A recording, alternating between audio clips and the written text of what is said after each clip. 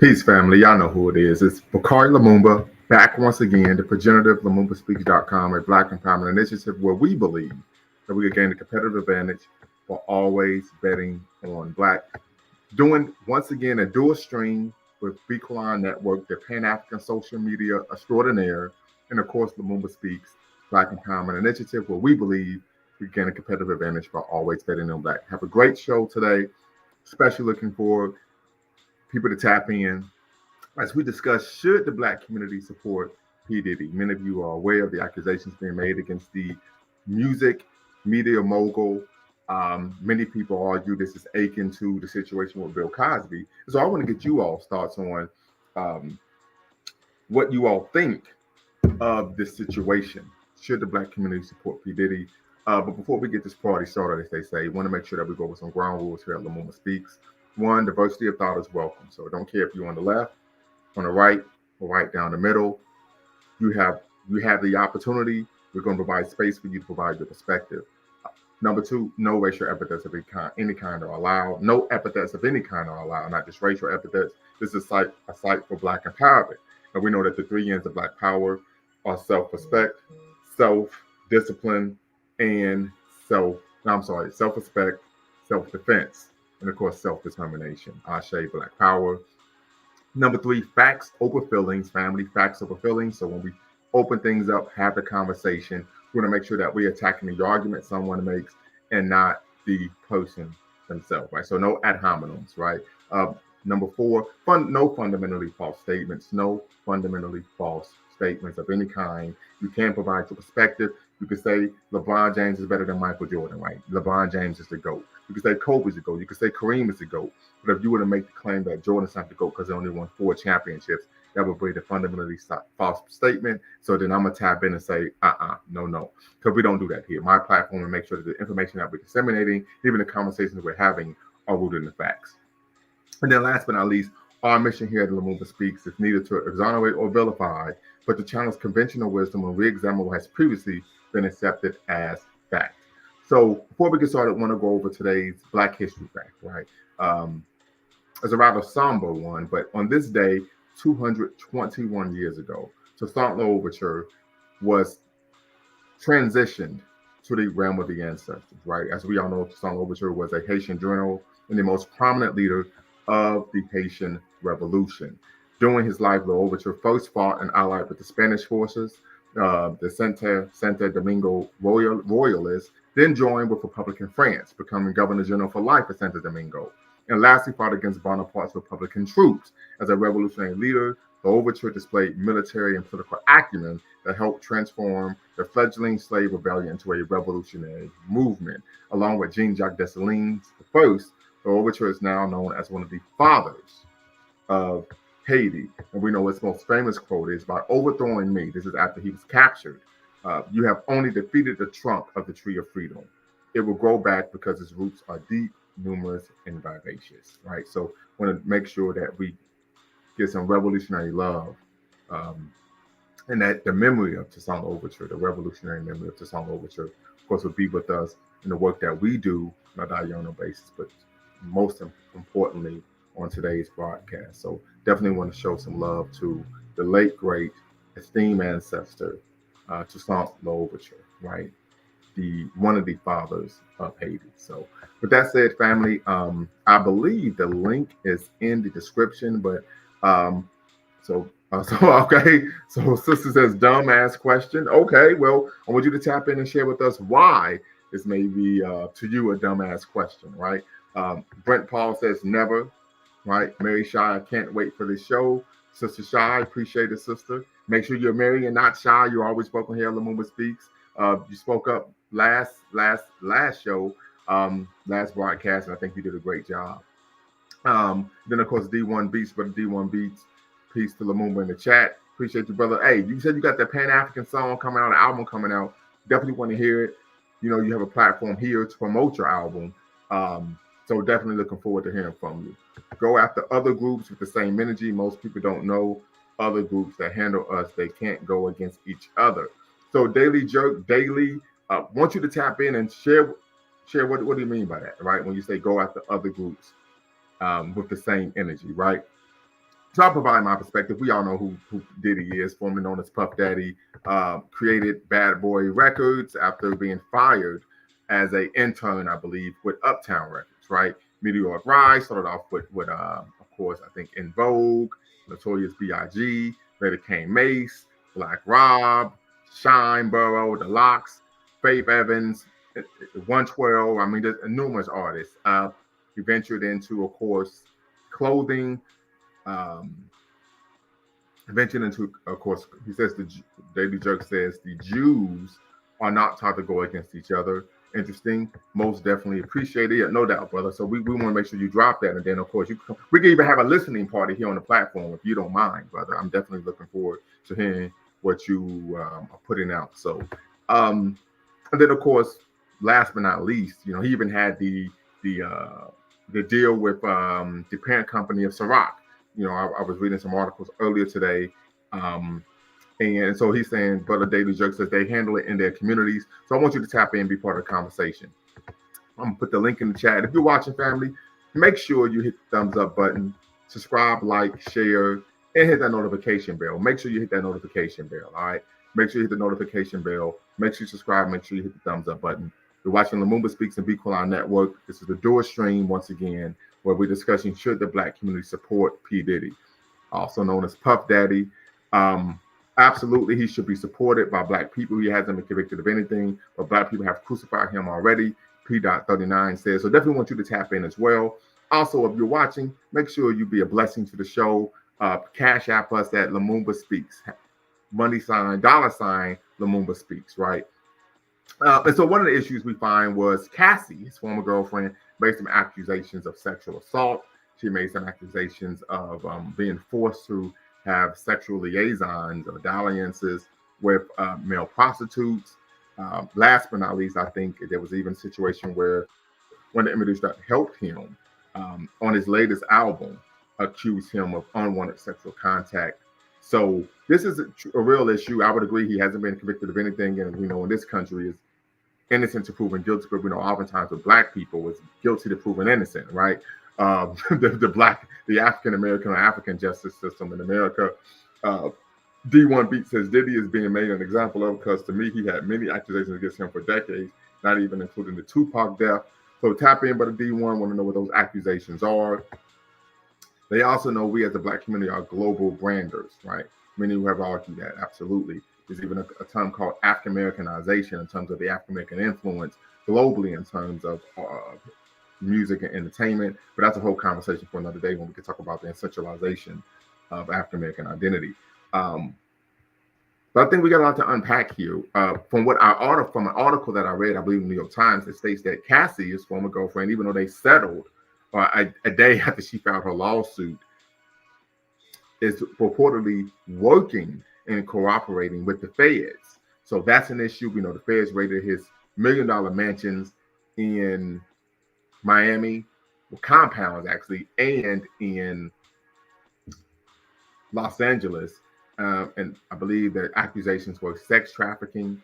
I think there was even some arguments of child pornography. Don't know if that's the case, but this is something that we really need to unpack. What do we expect from that industry?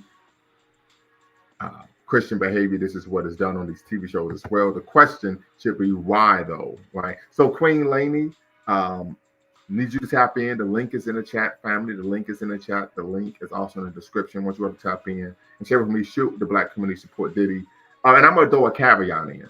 Should the Black community support Diddy if, keyword is if, he's actually guilty of the accusations being made, right? So should the Black community support P. Diddy if he's guilty of the accusations being made? I would argue no. I don't think anyone who does harm to other Black people, particularly in a manner, well, really in any way, particularly in a manner in which one is being sexually assaulted, is worthy of our support, or even I would say my support. So definitely something that we want to consider here. But the question is if he is guilty, right? If he is guilty, if he is actually has done the things that he's accused of, sex trafficking, forcing individuals to engage in sexual escapades against their will, should the Black community support P. Diddy? So that's the question I'm throwing out. Keyword is if he's guilty.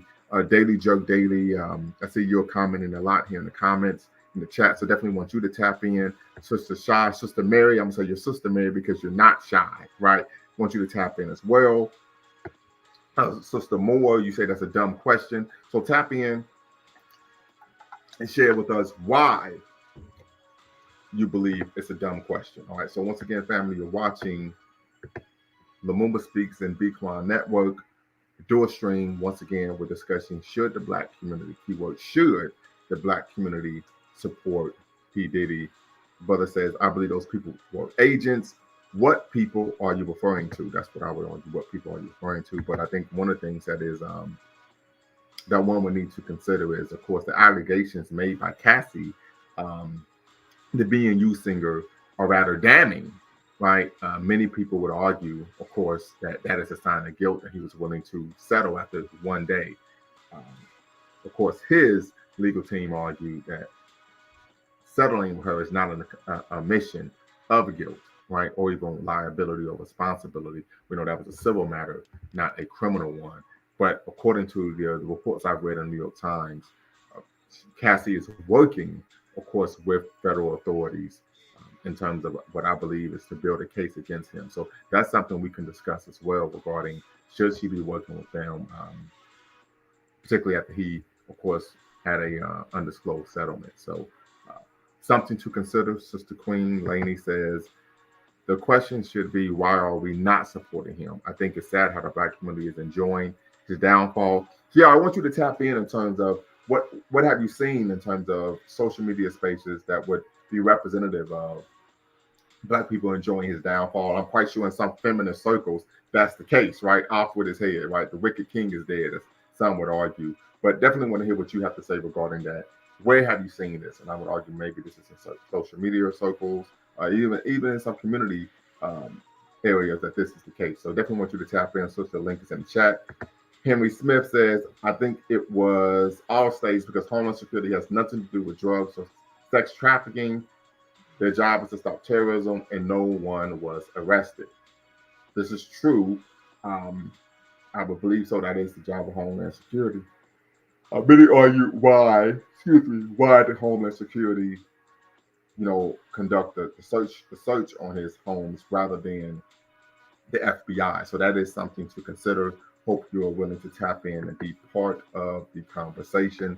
Once again, you're watching a dual stream between Beacon Network, the Pan-African Media Extraordinaire, and of course, Lumumba Speaks, a Black Empowerment Initiative where we believe we gain a competitive advantage by always, keyword always, betting on Black. We're discussing should the Black community, keyword should the Black community support P. Diddy. Many of you are aware of the numerous accusations being made against him. Let me bring up this CNN article, by the way.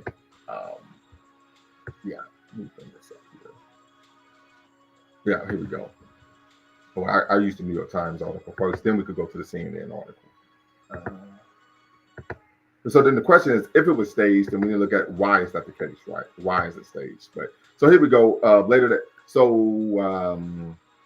in the fall of 2023, Mr. Combs released his first solo album since 2006, the Love album, Off the Grid. Weeks after it was nominated for a Grammy, the singer Cassie, a one-time Bad Boy artist, filed suit against Mr. Combs, accusing him of sexual assault and repeated physical abuse over about a decade.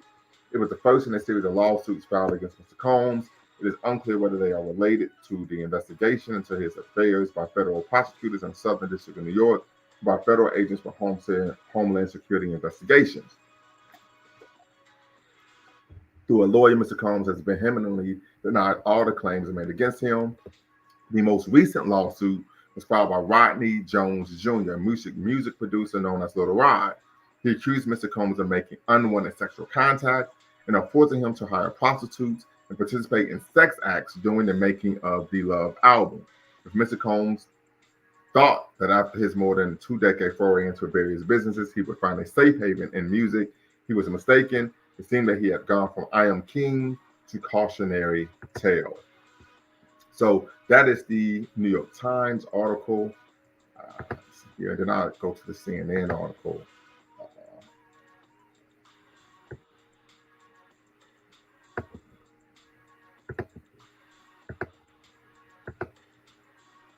Here we go. So once again, November 2023, Combs settled a lawsuit brought by his former girlfriend, singer Cassandra Cassie Ventura, who alleged she was sexually assaulted and subjected to years of repeated physical abuse and other abuses by Combs. The decision to settle a lawsuit, especially in 2023, is in no way an admission of wrongdoing. Ben Blathman, an attorney for Combs, told CNN in a statement at the time. Mr. Combs' decision to settle the lawsuit does not in any way undermine his flat-out denial of the claims. He is happy that it got to a mutual settlement in which Ms. Ventura the best.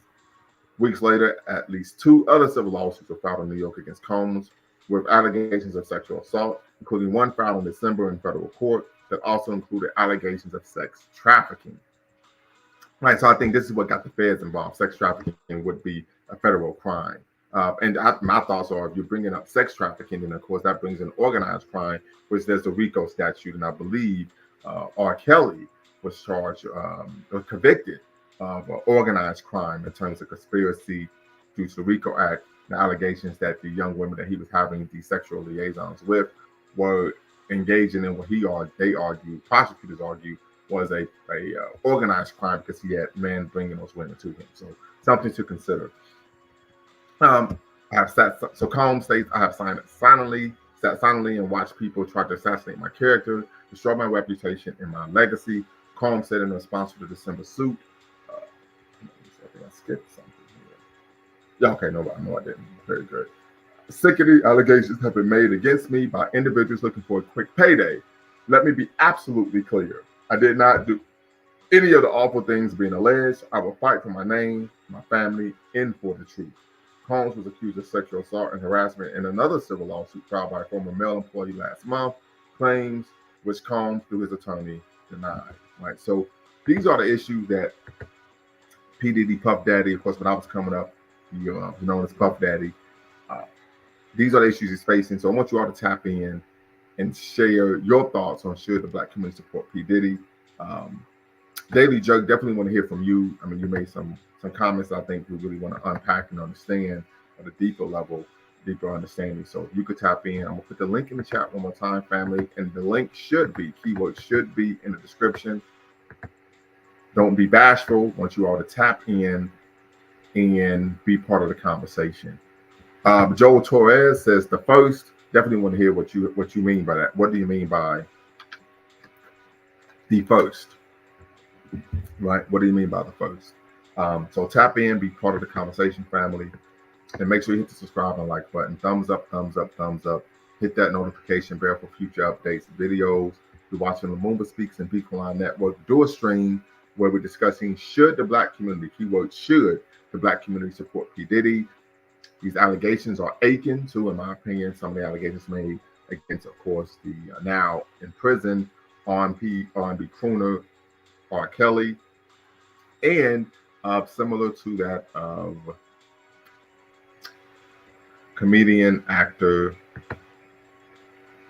Bill Cosby, right? So some things to consider, right? Some things to consider when we talk about should these individuals be supported in our community, but most importantly, we're talking about P. Diddy because these are issues coming up. We know he's innocent to proven guilty, but we know unfortunately, typically with the African justice system in America, is guilty to proven innocent. There have been some who have alleged in the chat that Puffy has been turned on by the Black community already. Definitely want to hear what you all have to say regarding this issue. So make sure you tap in, be part of the conversation. You're watching Lumumba Speaks and Beacon Line Network here on YouTube. Do a stream where we are seeking to have a conversation regarding should the Black community, keyword should the Black community support P. Diddy. P. Diddy, Puff Daddy, the D, the I, the D, the D, the Y, the D, the I, the D is Diddy, right? Damning accusations. We do know that he sold off his share of Revolt TV. So many argue that maybe was a move to try to distance himself from the company so that the company and the network could still be successful. Henry Smith says Puff was the real life Lady Eloise. So you're talking about the movie Boomerang, right? We bought Ciroc because we thought he owned it. Well, I believe he was in a 50-50 partnership with the parent company of Ciroc. That's what I believe, but I think he filed a lawsuit and they're settling in the manner that the parent company benefited. But maybe that is the case, right? But definitely want to hear from what you have to say. Tap in, be part of the conversation. Want to get the pulse of the community regarding should the black community support P. Diddy? Keyword should the black community support P. Diddy, particularly considering um, the legal system in America, which is supposedly innocent to proven guilty, oftentimes is guilty to proven innocent when it comes to the lives of African people here in the death and decadence and dysphoria of of the United States. Just see, Lady T, you have to ask what has Diddy done for you personally? He has embarrassed our race and preyed upon our young man. Hell no. So, Lady T, I want you to tap in. Definitely want you to expound on those sentiment that you've made. You definitely want you to expound. So, but make sure you subscribe, family. Make sure you subscribe. But definitely want to hear what you have to say. So, when you say preyed on young man, I want you to, of course, deconstruct. Just make sure we are clear on what do you mean by preyed on young man. I know there are a number of individuals in the music industry who took umbrage with some of the contracts, the locks. I believe he was able to gain royalties from them in perpetuity. We could talk about Shine, right? A situation in which many people felt he hung him out to dry. I know Shine stated that he wasn't seeking for Puffy to hold his hand during the trial, but that Puffy's witness, they had different lawyers, but Puffy's witness was making claims about Shine that weren't true. Shine went allegedly, according to Shine, he went to Puffy and said, "Listen, this woman's hurting me." And Puffy said, "Hey, and she helping me though." And he's had an issue with that because he was facing 20 years and Puffy was only facing probation. So that was an issue, right? Talk about Faith Evans, right? We could talk about a number of artists who typically drop one album and then, of course, they're you never hear from them again. Think of Black Rob, G Dep, Carl Thomas, uh, Loon, right? So I mean, the list goes on in terms of the individual's careers that he typically ruins. I can only think of Mace left him, of course. I can only think of maybe B.I.G., Notorious B.I.G., and maybe 112 as groups that had a long tenure with Bad Boy Records and were successful. So something to consider. Andrew Hall says, off topic, Mary J. or Alicia Keys, who is more beautiful, definitely easily Mary. Okay, so yeah, that's way off topic. Puff paid witnesses to testify against Shine. Many have made that argument, right? Many have made that argument. So tap in, family. The link is in the chat. The link is in the chat. The link is also in the description. I'm going to get you all's thoughts on should the black community support Puffy, right? So I kind of went over, gave a brief history of some of his business dealings in terms of in the music industry. Oftentimes the shady contracts, we know that even the individuals from making the band argued that they didn't make much money, if any, being members of making the band. Some even argue that what that TV show was most famous for was Diddy making, of course, the participants take a 5-mile, make a 5-mile trek or journey, walk from Manhattan to Brooklyn to pick up some cheesecake for him, right? So, I mean, we could really unpack a lot of those things, but my question is, should the black community support Diddy? The legacy says, he uses their hopes and dreams to rob them of their lives, right? So, how so? That's why I want you to tap in, sister. Once again, you don't have to cam up. You can use a pseudonym. So, I want you to tap in and share with me when you say robbing them of their lives, in what way, in what capacity, financially, socially, in what way is he robbing them of their lives? You're watching, family. Make sure you hit the thumbs up button and make sure you subscribe as well. But definitely want to get an understanding here. Let's see here. Brother in the chat says Buddha Love 77. If the allegations are true, if they are true, then no way in the world should we ever support people who sexually assault children, exploit women, and blackmail others, period. I would agree 100%. Buddha Love 77. I would agree 100%, period. Tap in. The link is in the chat. Once again, you do not have to cam up. You can use a pseudonym, which I'm sure you're using. Tap in, be part of the conversation. Let's expound on that a bit more, right? Let's make sure we expound on that a bit more. But I'm with you 100%. If the accusations are true, we should not support anyone who does that. I don't care if they look like us or not, right? I make the argument that we should not oppress our own. That's the position that I take. We should not oppress our own. So I want you all to tap in, family. The link is in the chat. The link is in the description. Tap in, be part of the conversation. It'd be better for you all to talk than me, right? 100%. So tap in. Let's have a conversation regarding should the black community, keyword should the black community support P. Diddy, Puff Daddy, Diddy Papa, regarding, particularly in terms of regarding the accusations that he is facing. Right? Many argue that financially he's going to take a toll as well. He is the father of seven children. Seven children. I don't know if people are aware of that, but Puff Daddy has seven kids, four of which are under the age of 18. So I know for one child he pays about $250,000 in child support a year. For one child, he pays $250,000 in child support a year. And so if that is the same for the other three children, that means he pays $1 million in child support a year. So financially, things could be taking a toll as well. So just want to make sure that we are cognizant, aware of that. And we know he lives a lavish lifestyle as well. I know he owns a private jet. And last I read, just to maintain a private jet, the cost is $3.5 million annually. So definitely there are going to be some expenses, right? So something to consider. We shouldn't support Diddy, but we also shouldn't publicly condemn him either. Okay, so Brother Brandon wants you to tap in and share why shouldn't we publicly condemn him, particularly if he's guilty of what's been alleged. So tap in, brother. Once again, you do not have to cam up, and you could use a pseudonym. But I want to hear what you have to say in terms of why shouldn't we condemn someone who is alleged to have what? Sexually assaulted children, exploited women, and blackmailed others, right? So tap in, brother. Once again, this is a space where there is a diversity of thought allowed. And so want to hear what you have to say. P.39, because we don't know if he is guilty.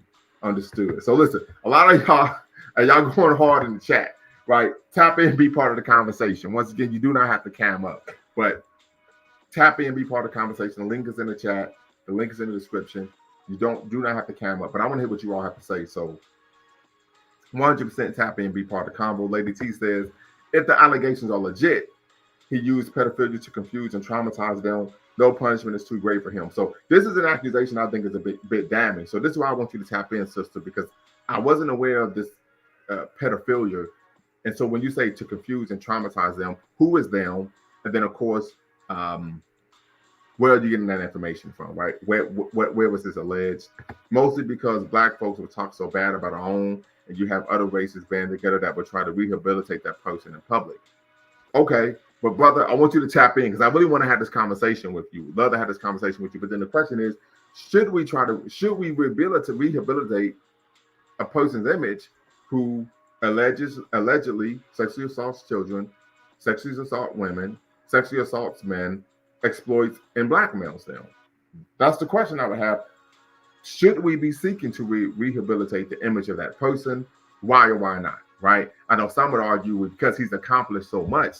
The question I would then ask, how do I tap in exactly? The link is in the chat, but so I'm gonna put the link in the chat, and you just click on the link and you can tap in and be part of the convo, right? So the link is in the chat directly underneath your comment, your question.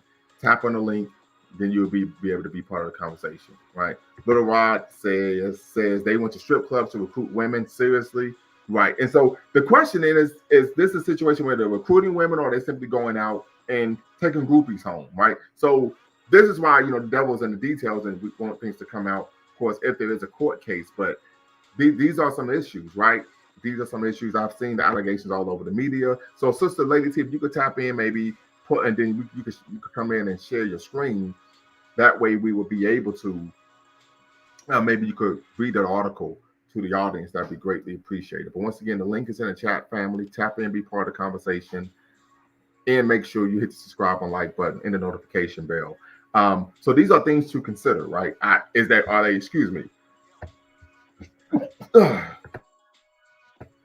Excuse me. So then the question is, are they recruiting women, or are they simply what? Bringing home groupies? I don't know. I do not know. Don't want to know, right? But this is something to consider in terms of when we talk about seeking to rehabilitate a person's public image. Then the question would be, if you are a public figure, you're a noteworthy individual, why would you then engage in this type of behavior? Because you would know that not only would your image and your legacy be destroyed, your reputation be destroyed, but also all the work that you've done. and it negatively reflects on the Black community. So that is something to consider. Read the Little Rod indictment. It's 42 pages. I read it. It's ridiculous.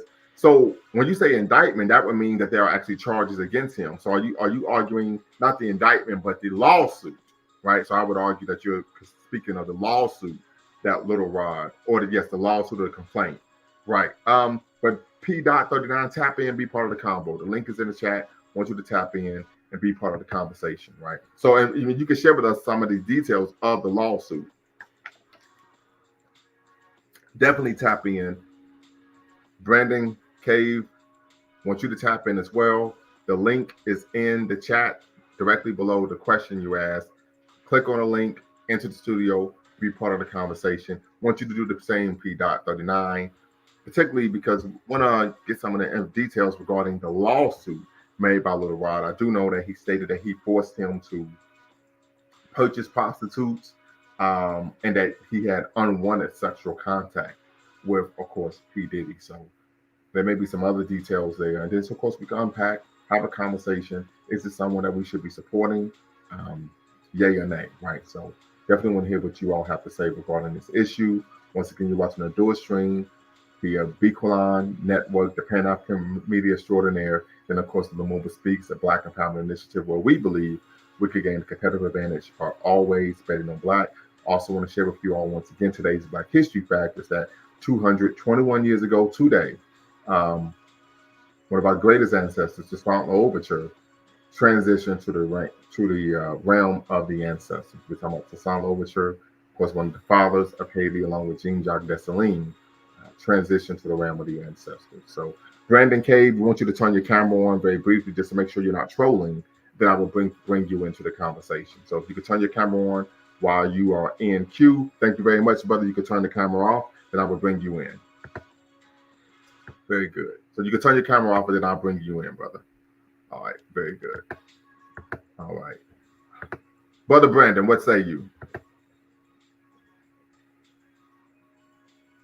You got to turn your mic on. You're muted right now.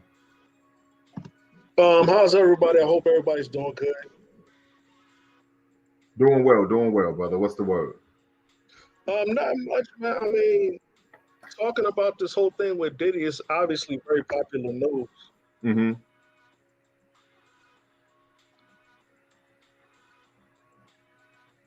Give me 1 sec. I got a bit of echoing. Hold on.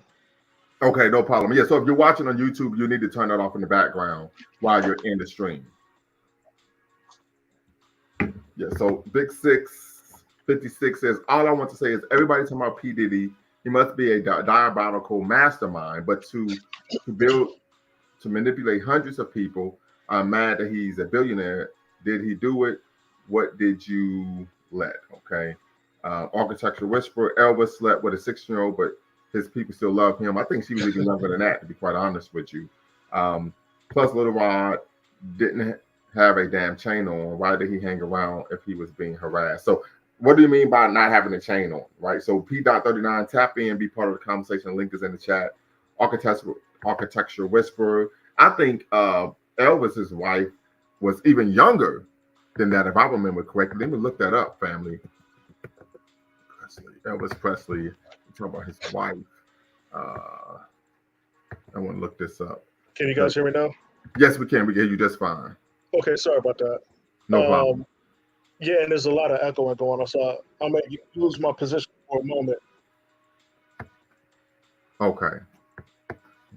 Oh man, there's still reverb. Hold on, there's still a lot of feedback. Okay. Okay, because what I'm looking at here, it must have been somebody younger that he was with.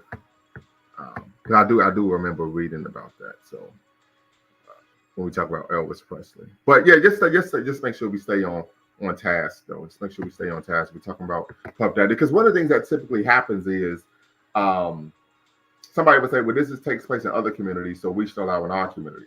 And I would disagree with that. Like, I don't care what other people do. If they want to engage in degenerate, sexually immoral behavior, I don't think that's something we should accept, particularly if this was your family member, your child, your daughter. I don't think anyone would be making those type of claims, right?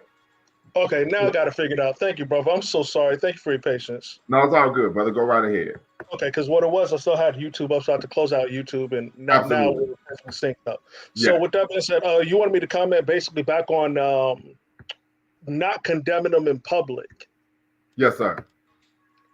My opinion about it is it's nefarious activity. Obviously, it's something that's disgusting. It's something that we all don't support. Obviously, right? Right. However, we as Black people within our community, we're very quick to condemn uh, whom we may consider to be leaders.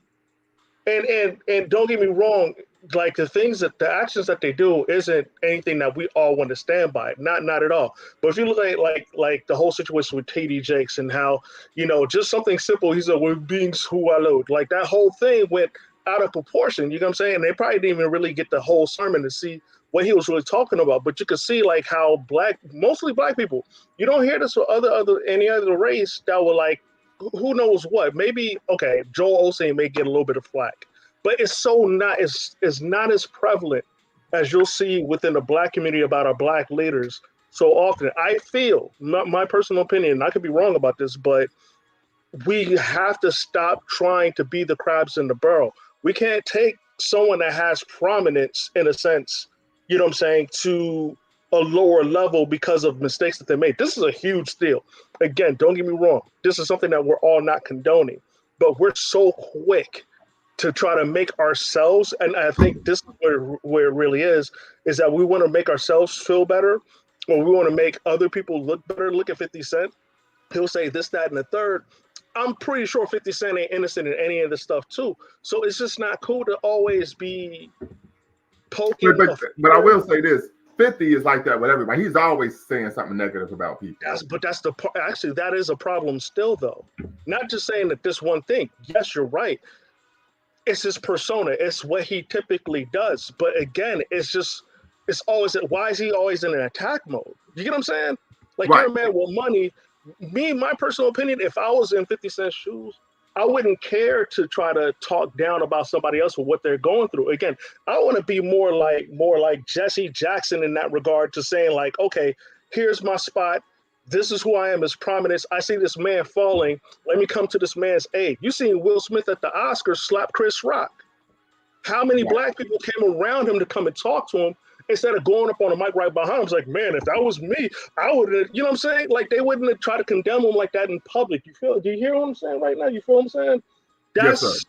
It's too much of let's knock this person down a peg. It's too much of, this person looks so terrible. Let's magnify that instead of just saying like, oh man, this dude is really slipping. We need to come to him and talk to him and figure out what's really going on. Or a lot of it is, I mean, okay, let's speak in Hollywood in general. Let's not act like Hollywood is this clean. I mean, obviously, we've seen so many producers and things of the nature being put to the spotlight for all the nefarious things that they've done. You know what I'm saying? Too Right. easy for too small of things. We're always attacking our own black folks in this regard. It's not even anything that's major. It's always small stuff. This major Could you provide an example of something small that the black community on a it could macro be level? anything. Like to be honest with you, it's like numerous to say. Like it could be any little thing. I mean, okay, not to say small, but like let's look at Tyler Perry. You know what I'm saying? He Okay. put on a dress to fulfill the needs for whatever he had his goals for. We don't know if Tyler Perry could come around and be shown as doing something just as disgusting. You get what I'm saying? But we'll poke folk at a man wearing a dress trying to provide for his family and other people. This man has provided a businesses with so many black folks in the industry. But he's laughed at. You know what I'm saying? Right. It's too, it's So too let me ask this question often. about Tyler Perry. Then we're going to shift back to, of course, P. Diddy. Sure, sure, sure. One of the things Tyler Perry did, yes, he was putting on a dress. Many people would argue that that's problematic. Another issue that we tend to find in terms of the issue with Tyler Perry was that he was promoting stereotypes about black people that were created or in conscience during during the minstrel show era. Mm-hmm. So I mean, yeah, so he's making a living, but he's doing so by preparing and promoting black stereotypes. What you're saying, though, compared to what's being talked about, is completely different. No, I'm no, no, not no, telling no, you. no. But I'm saying that Mhm. is the reason why some people, particularly people such as myself, took umbrage with his Sure, movies. sure, absolutely. Yeah. However, that's not the majority of what people will ever say about Tyler Perry. What you make is a valid point. Okay. What you Okay. say I is hear what you're saying. absolute, Yeah. and I stand by that comment too. I agree. However, again, within mm, a particular subset of our demographic, they will only look at to make fun of rather than try to see like, okay, well, we see this one aspect of him, and as a black community, we really shouldn't agree with that, so we should try to steer towards something more positive. But Mhm. instead, it's more like, oh, okay, well, here's his shucking and jiving, so to speak. Let's just poke fun at him as opposed to actually having a discussion with them about it.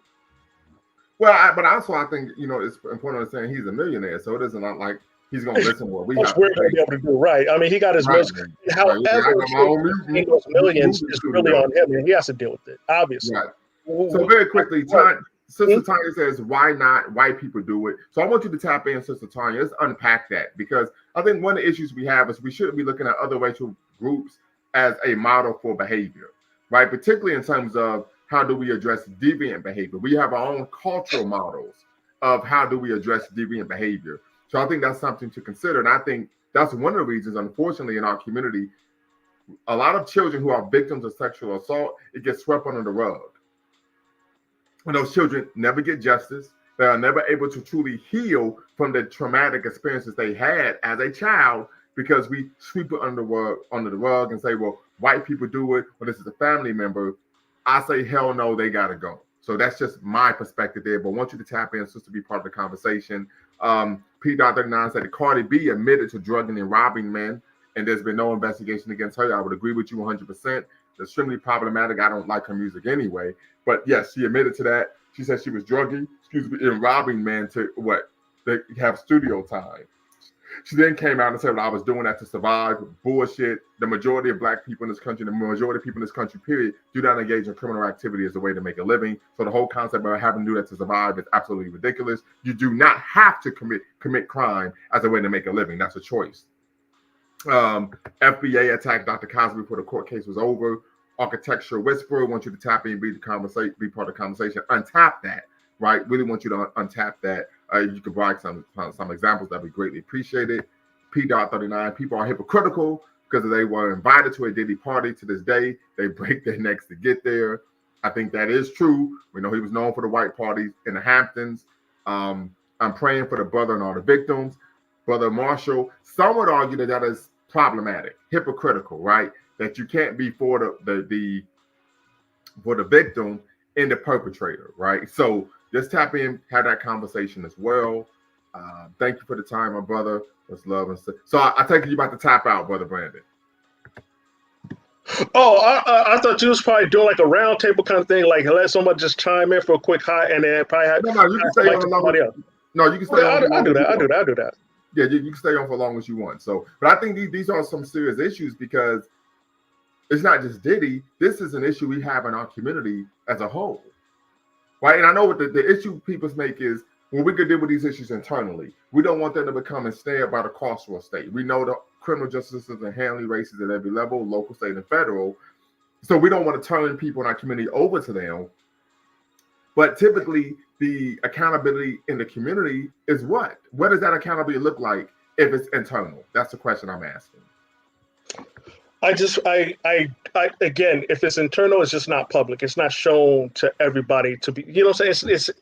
It's not. What's the word I'm really trying to look for? It's not theatrics.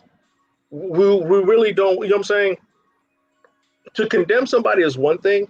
To like denounce them and all that kind of good stuff, yada yada. That's just someone's just providing sound bites when they do something like that. It's not. Okay. It's not. It's not productive. Okay. But the question is, what type of accountability takes place if the accountability is takes place at the community level and we don't turn the individuals over to the carceral state? Well, for one, I think, punishment is important, obviously, right? Like, you just can't get away with doing nasty things like that. That's just terrible, you know? Uh, After that, just rehabilitation in whatever form that works for that particular person for that situation. You know what I'm saying? Everybody has to heal. Nobody's perfect. And it's what bothers me is that we all act, not we all, a lot of us act in a fashion as if we're without sin. It's just Well, but it's not productive. I understand, brother, but once again, the question is, what does an accountability look like? What is done to the individual who was engaging in these type of nefarious activities? Well, if it's criminal activity, they gotta go, they gotta get locked up. You Well, know? wait. But we were Mhm, talking about if it's to be done, mhm. what if they are to be held accountable at a community level and not turned over to the carceral state? If that was a thing, um, wow, that's, you know what? That's a, honestly, I'm not even sure how I could possibly answer that question because we're not a policed sort of community. Mm-hmm. You know what I mean? It's like we don't. If we were a somewhat of a, how can I say, like a, not tribe. What is it that I'm looking for? It's we're not our own government. We are, held to the restrictions of what, our government, does in regards of enforcing laws and things of that nature. If we enforced our own laws, then in that sense, I guess we would, kind of, I don't know, hold them away from doing any sort of production for a specific amount of time until activities are performed to show that he's, not to say rehabilitated, but knows the error of his ways and wants to work harder on not trying to do those things. Now, what exactly would that be? I mean, again, do you Yeah, want I to mean hold them that's the away? question. And the reason I'm asking this question is because people always Yeah. say, "Well, we can handle it internally." So I said, "Okay, well, what does that look like?" Brother Shabazz says, "Everyone does this debauchery. But black Hmm. people are the ones who lose their wealth and freedom for it. This is a corporate conspiracy. White supremacists are attacking Diddy, and black people are helping." Yeah, so I'm gonna need you to tap in on that one, Brother Shabazz, because we got to unpack that. Because my thing is, what if that was your daughter? Right. Right? What if that was your mother, your sister, or your cousin, or little brother that he was doing these things to? Are you going to say, well, we're not going to actually make these accusations because white folks are? I mean, that's the question I'm asking. So I really want you to tap in and be part of the But conversation. you know what? Like, let's put. Hold on real quick. I'm sorry. Brother Derek Willis, I need you to cam up in queue so I can make sure you're not a troller, and then I will bring you into the live. Okay, well, yeah, but this is a conversation for black folks, so I'm not going to be able to bring you in. All right. Uh, yeah. So go ahead, brother Brandon. What's the name of the not Bruckheimer? But who am I trying to think about? The white guy that with the whole touching boys and all this other stuff. I can't think of his name, but I mean, he lost his position. Yes, he still acquires wealth in some regard, but there was protections that he did for himself. You know what I'm saying? I think if we're going to talk about, let's say, like the white community in that regard of like when they get in trouble and why they're able Mhm. still able to obtain assets, it's because they've set up protections for themselves to be able to do so.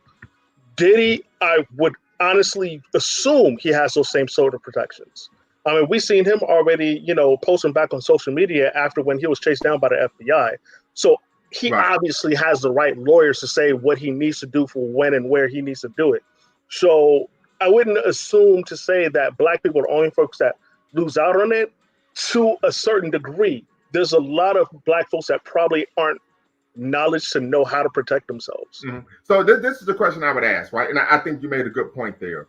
So the question I would ask, well, if black people are only people who are being held accountable for these nefarious acts, the sexual acts, then Mhm. why engage in them? That's the thing. Right? I mean, I ain't running around touching little kids or forcing women to have Right. sex with me or grabbing Right. men by their genitals. I mean, you see R. Kelly right now, he locked up, for all the foolish stuff he did. So it's Harvey So Weinstein. it's hard. Exactly. There's still ways for him to obtain money though. But again, it's too okay. That is an example of itself. Harvey Weinstein was never personally interviewed for his actions, but R. Kelly was. It's like they have to make a show about it. Mm-hmm. You see what I'm saying? Right. So, and so let me get to some of these comments, but I think you're doing good here. So, Brother Shabazz says, what criminal activity did he do? So, of course, this is only allegations, but it is alleged that he engaged in sexual assault, sex trafficking. One sister said pedophilia, and of course, blackmailing. Right? I think there's even an argument being made that the sex trafficking was tantamount to a RICO, so organized crime. Architecture whisper. I need you to show me your face on camera. Need to make sure you are not trolling. Then I'll be able to bring you into the live. Okay, very good, very good. So you can turn your camera off. You can turn your camera off, then I will bring you into the live. Yes. So then we see here, he will be shunned, ostracized by the community if there is real evidence against him. Yes, Diddy ain't the only sicko with money. Illuminati run these rich people. God shows mercy and love. Who are we not to forgive? Because we all have done things we are ashamed of. I'm just hope that he turns away from wicked ways. I'm not condoning that. However, from a African cultural lens, right? What we know is that everyone is held accountable in traditional African culture. By traditional African culture, I mean African culture independent of European and Arab influence. Sister Trina, you can turn your camera off. I got you, sister. You can turn your camera off. So something to consider there, right? Diddy is just a player in Illuminati. Says I don't blame Diddy because the USA has a very sick, twisted society. But see, I think that's wrong-headed argument, right? Because irrespective of the society that the United States is, you don't see people running around sexually assaulting people. The majority of people don't do that. So you still have to be held accountable for your actions, irrespective of the society that you live in. So I would definitely disagree with that. I would be ashamed of her if that was my daughter. So, Brother Shabazz, want to know what you mean by that? You date a man that long and turn around and extort him. So that is an argument that people are making, that she extorted him. Some would argue that she was in a relationship with him when she, of course, was his boss because she was signed as an artist, the bad boy, and I think you're talking about Cassie.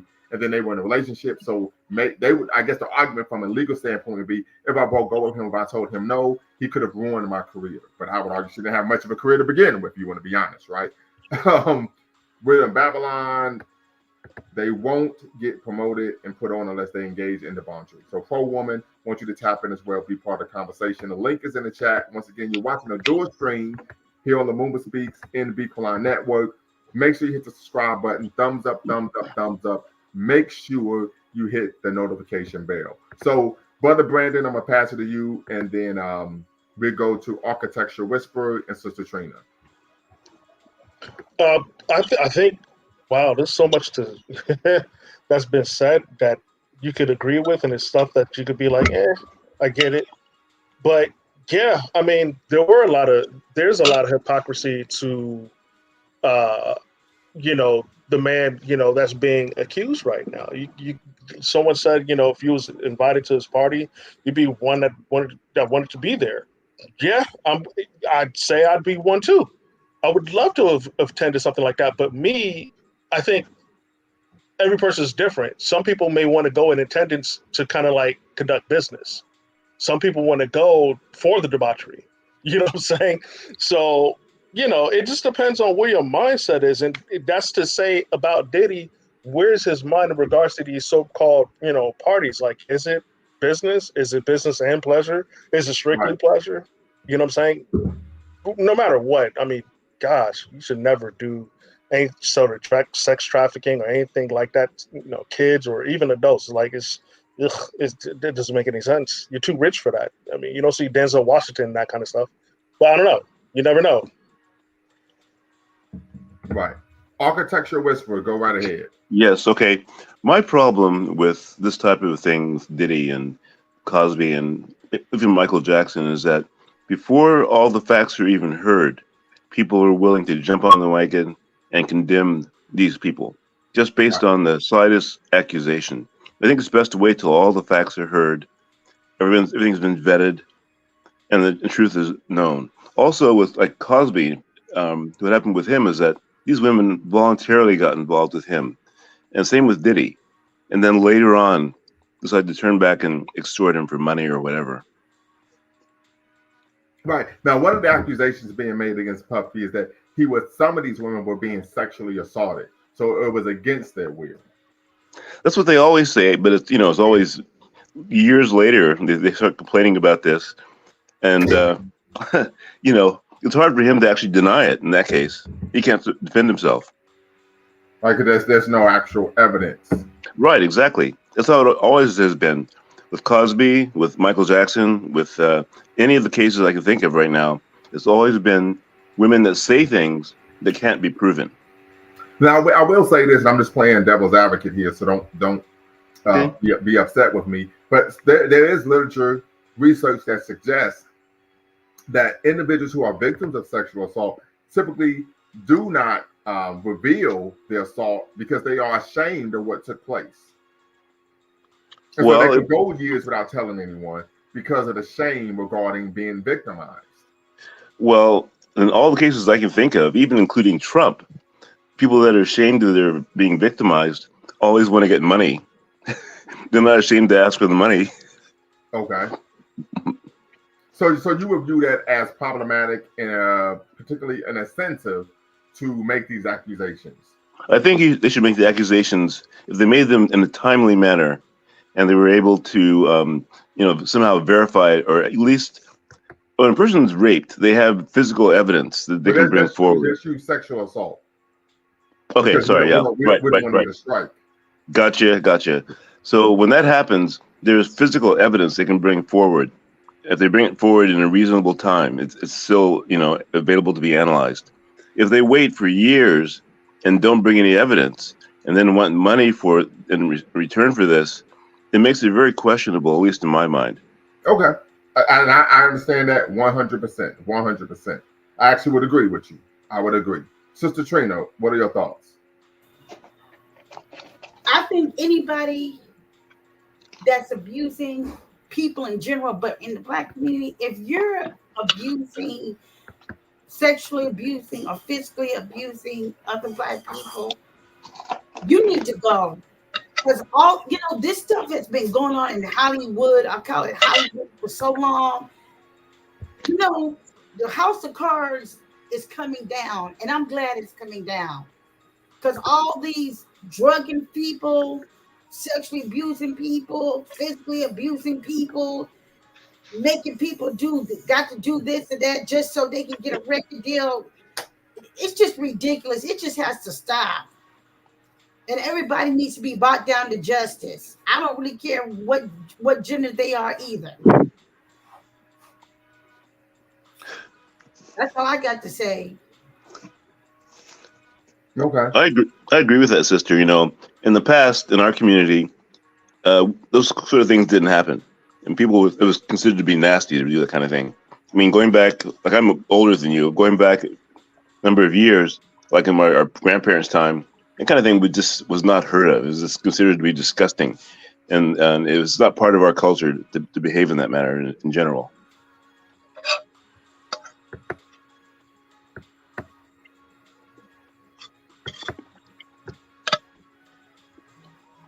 Okay. We try to do like what they do, and it doesn't work that way when you're Black. You can't do what they do. And what are you referring to? We get caught faster than them. I think besides even the fact of saying like if we can or cannot get away with it, I think overall this country is obviously catered for a particular demographic. You know what I'm saying? Yes, we're held to a much higher standard than any other race truly is. Is there any excuse behind any of the things that we do? No, of course not. And do other races get away with it? Absolutely.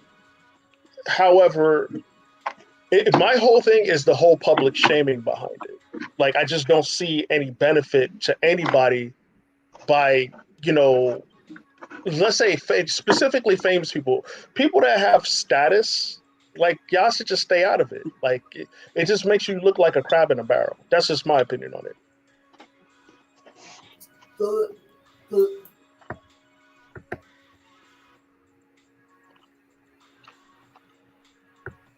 Go ahead.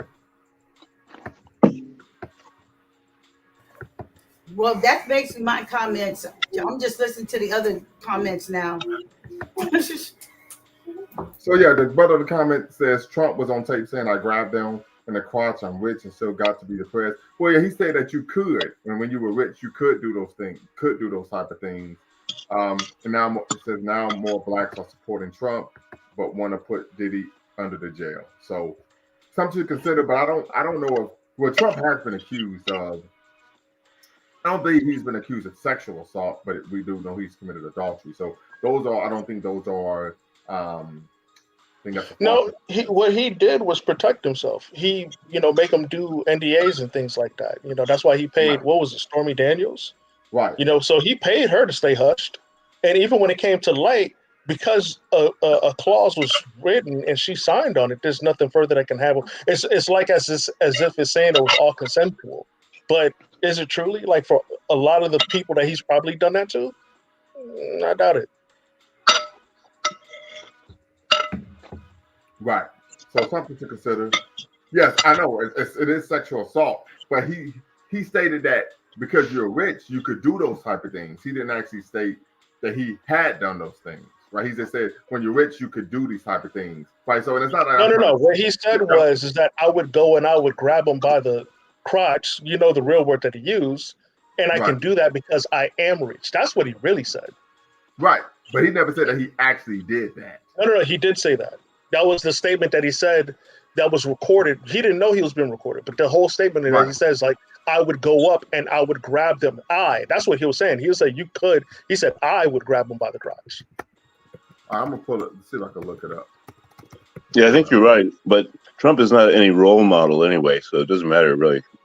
Well, it's more to the point the person was trying to say. So here we go. I got it, family. Here we go. It says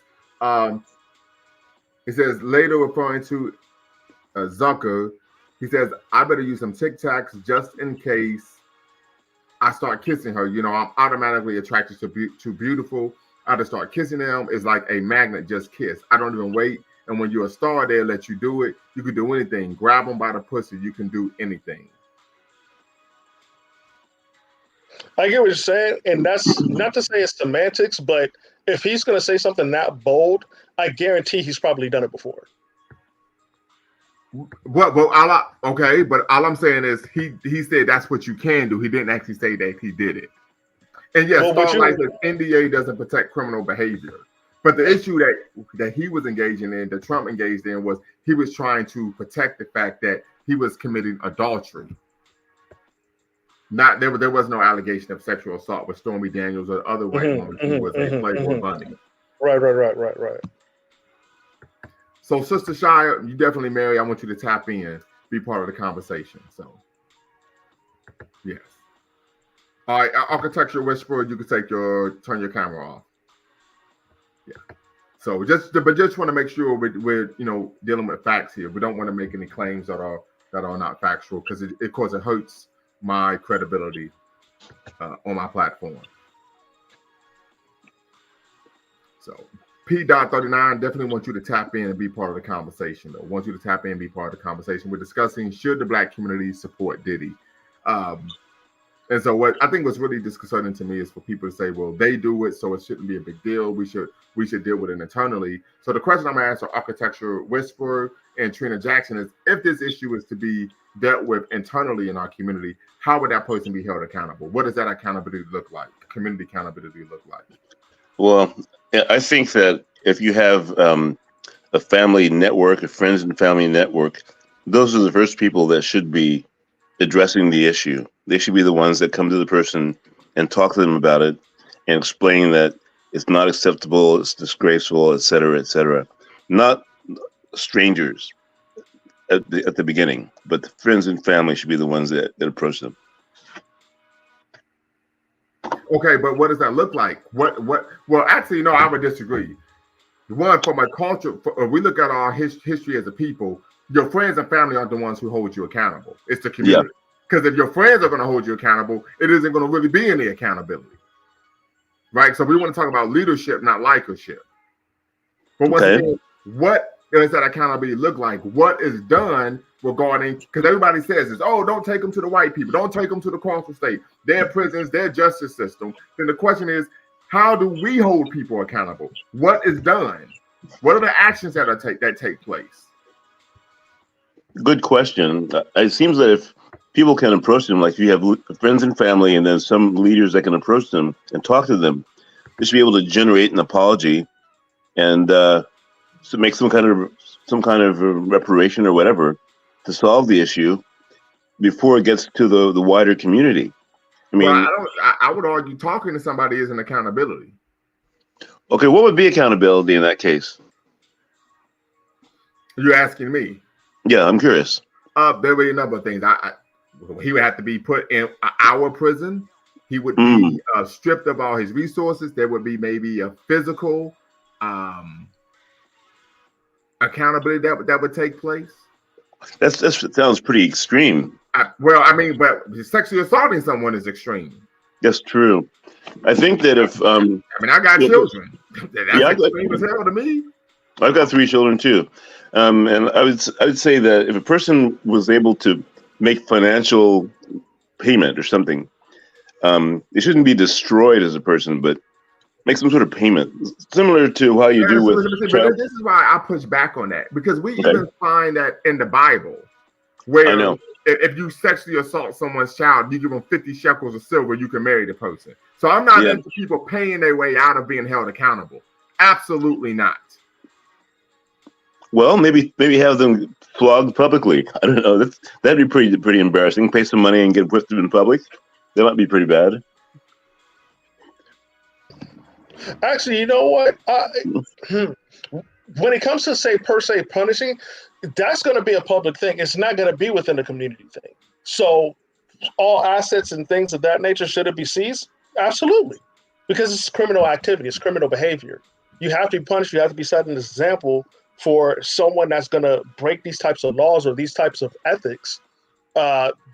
Something serious has to happen so that we don't encourage the next person to think that it's okay to do it. That's a good point. But like we said earlier, some of these claims are tenuous. They really are not firmly established as being completely factual. And there's no proof in some cases. So you can't strip somebody of all their resources based on what someone said. Well, again, prove innocent until proven guilty. I'm only speaking of if and when it is determined that this person actually created these acts. In the between time of the accusation, should anything be done? No. Because anybody could be accused of anything. You could be, we have so many black men being accused of being deadbeat fathers.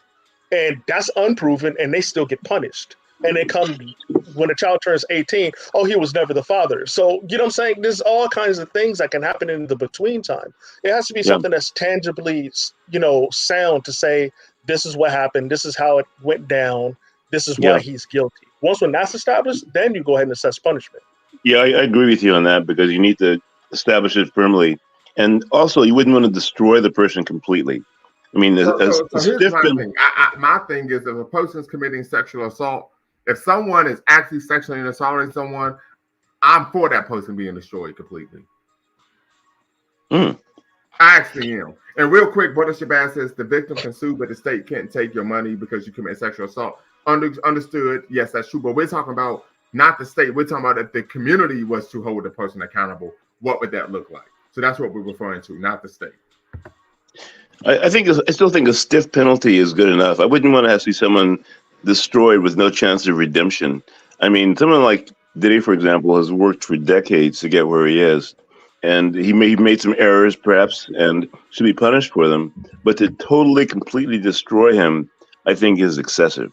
If you are engaging in sex trafficking, which is sexual slavery, which is something that our sisters and brothers, our ancestors experienced, I would be open to that person becoming a vagabond, meaning they are sent to the desert and they have to fend for themselves. I would be in agreement with that. Wow. It's a very fine line to cross, though, to take someone's wealth per se on accusation. Right. All I'm saying is to make sure that is properly assessed. If anyone in our community, if we talk about community justice, because we know one aspect of accountability in terms of an African criminal justice system, right, in medieval Africa, was a person was excommunicated, and they would have to leave the community and figure it out on their own. How do we do it? So that would be something I would argue. This person is sent to the desert, right at the Florida Everglades, I and mean, but that's figure it out. virtually the situation. Because I mean, look, Diddy got accused, and we all shunned him. He's in a No, virtual. but not virtually. I'm talking about actually, physically, spatially. You're in the Everglades or you are in the Sahara Desert. Figure it out. Not virtually. Wow. This man right now is on. He took his private jet and he's in Antigua. Not I'm not virtually. gonna be in your court, dude. But that's I'm so not gonna funny be because he did that in- himself. He sought sovereignty, right after being accused. So it's like, like can we kick him out or can he just go? It's like almost two different things. Well, Sister Mary, I have someone in my family that sexually assaulted someone, and that person is dead to me. So that's my position. Particularly if you're harming children, you're sexually assaulting folks, you are sex trafficking. If this is true, if it's true, right? I mean, I don't want to hear it. You dead to me. Get him up out of here. Put him in the Everglades. You sexually assault an alligator or something like that. Make it happen. I think we look at a precedent. Way back in the '60s, there was Roman Polanski, who was a producer, and he had to leave the country, and he left the country. Has never been able to come back. He has his Yeah, he spent the rest of his life in Europe. He couldn't come back to the U.S. Although he kept his resources, he wasn't able to ever come home. So that kind of thing might be viable, I think, instead of no. But he's living in comfort in another country. No, but he can't come home. He can't come home though. Doesn't matter. But he's still living good. I'm talking about you need to be in a desert wasteland. I ain't talking about you leave America and you move to Toronto and you living in a penthouse. No. But even look at Woody Allen. Like, didn't he marry like someone? Oh yeah. Oh my God. But once again, we're focused on Diddy. We're talking about Diddy, Puffy, Diddy, P.Diddy, Papa. We want to keep it focused. Well, Diddy has a long way to go before he's proven guilty of anything. So I think any action against him now is premature. He has a long way to go to have his rights fully expressed in a legal setting. So anything done to Diddy now, I think, is premature. And he may have done it. Yeah. Yeah, fully premature. Again, there's a due process that needs to encounter, just like how you're saying. What if if he is accused? Yeah. Take his dick off. I don't care. Like, you know what I'm saying? So you mean once and if he's found guilty?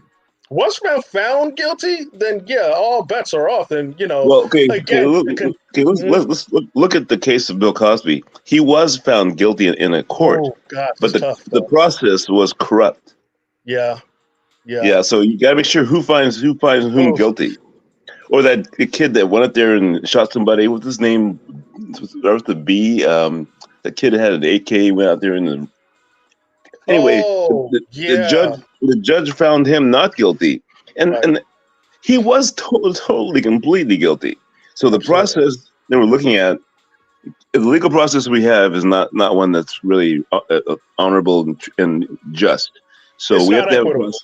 Like when we compare, and it is kind of, this is why we use a precedent of a racist, is because it's not equitable. And that's kind of like my point that I'm saying altogether is like, in this inequity of justice, we're still so quick to condemn our own as opposed to seeing it through. Good point. I agree. And that's why I think it's important that you don't engage in these types of behaviors. Yeah, that's important. Yeah. Well, that's where the friends and family come in. The culture shouldn't be permissive in that way. Okay. And also remember, we don't have power like that. So when you don't have any power, they can get you faster. It's just that Puff Daddy's rich, but he's not. We're not a community like that, so we don't control our politics politically like that. So they can just get us like that. But I don't see what that has to do with the situation. Okay. I mean, I don't see what that has to do. I don't give a damn what the politics is, right? If you are sexually assaulting people, keyword is that's true. I don't give a damn about the politics or controlling the community. We shouldn't be wanting to harbor and protect someone who is allegedly or let's say the person is, whoever it is, doing things like that. Yeah, that's true. But I was just saying they just go after us because they know going to go after us faster. But like I said before, you're right. Because I'm just tired of all this stuff going on in Hollywood. I call it Hollywood. And when you're doing stuff like that, you just need to go. You just really all of them need to go. Just mm-mm. Yeah, so no, I don't give a damn if we were 1 billion strong with the UNIA. Nah, you doing something like that? Get them up out of here. Yep, I agree. Get them up out of here. And just to be honest here, when we talk about traditional African culture, once again, African culture independent of European Arab influence, we had the death penalty. Well, we haven't got that now, but that's true. Death penalty is a great deterrent, but we haven't got that now. So I mean, so just something to consider. So people mentioned Kyle Rittenhouse, but we're not going to discuss Kyle, that. yeah, it's his name. So just something to consider. But I don't think we should be providing grace or protection for individuals who are engaging in sexual assault and or sex trafficking. Literally. And I think that speaks to our values if we're willing to provide grace and protection for individuals who are engaging in that type of behavior. We shouldn't provide protection. I agree with you on that. It should definitely be it should be ostracized. I agree with you 100%. So yeah, there should be a complete repudiation, not only of that person, but I would even argue this is going to be a bit of a stretch, but possibly even their humanity. Well, I think the problem with the culture right now, contemporary culture, is that it's too permissive of all kinds of activities. So no one really cares to draw the line anywhere on anything. You can do whatever you want pretty much, and no one's going to speak against it. Yeah, I think you got a point there, brother. I think you got a point there. I really do. Extremely permissive, right? So how do we solve that problem as a community? Well, I'm going back to the very basic situation is the family itself has to raise their children differently. You can't change adults. I don't think. I think that you start with the children. Yeah, the children are the ones that we can focus on, because people that are already adults now, they are what they are. But the children are the people that we can do something with. Okay, so let me ask you this. You talk about the permissive nature of the community. I would presume that you're arguing that many of these values or negative values allowing this type of deviant behavior take place in the home. It begins in the home. Well, I think that the prevailing philosophy is nihilism, where nothing has any meaning. We can do whatever you want, and it's based on personal hedonism. Everything can be done. Even goes down to go to the abortion, where if you want to, you can sacrifice your own child if it's going to make your life better. There's no value in anything. No one has any value in anything. So in the home, the kids talk back to the parents. The kids do this. The kids do that. You have to have some kind of a structure to guide the younger generation. You can't be allowed just to run wild like that. And I agree with you 100%, brother. So the question I'm asking, in these households, who typically is leading this household? I think that right now there's a problem with that. In the past, it was a little more structured, but there's a problem with that now, because the dynamics between men and women at the top are troubled. There's trouble there. So you haven't got a united front to raise your children if you have husband and wife. But the question is very simple. Who's leading these homes where this type of deviant behavior is being allowed? Don't want to say that, but I'd say that. No, because you put it out there, brother. You put it out there, so I'm gonna need you to answer the question. Here's the thing. Here's the thing. You're using a pseudonym, and you are what? You don't have your camera on, so you can tell us. You could give us an answer. Okay, I think that it's homes where the parents themselves have no values or ethics that's not what I asked you, brother. Come on now. Who is leading the household? Come on now. Come on, I'm gonna nail you to the wall, brother. Come on now. Oh man, you're gonna get people angry at me. I can't. Nobody knows who you are. I need you to answer the question. I'd say it would be homes that haven't got two parents. So that still doesn't answer the question. Who is leading the household? You're being evasive right now. Well, I'll put it to you this way. When the child is not being properly raised, the child is leading the household. He's leading himself. So which parent is leading the household? If I say it, I'm gonna be under attack immediately. I'm sure. No, you're not. No, you're not, because I'm looking at the comments and everybody's saying what you don't want to say already, including the women. Okay. Well, I'd say it'd be single parent household, unfortunately. No. What gender of the parent is leading the household where this behavior is it's usually most single parent households are led by women, unfortunately. Okay, thank you. And everybody's saying it in the comments. And brother, it's like pulling teeth to get you to admit the truth. It's true. It's sad but true. And I guess part of this, tell the truth, shame the devil. Yeah, that's true. But I think that, if men and women can work their problems out, then the children will be much, much better off. I mean, that's where it all has to start. It's got to start with the parents. Well, so here's the issue. A lot of people would argue that the reason why this is taking place because a lot of women nowadays don't want to raise a child and have a household in which there's masculine male leadership holding them accountable.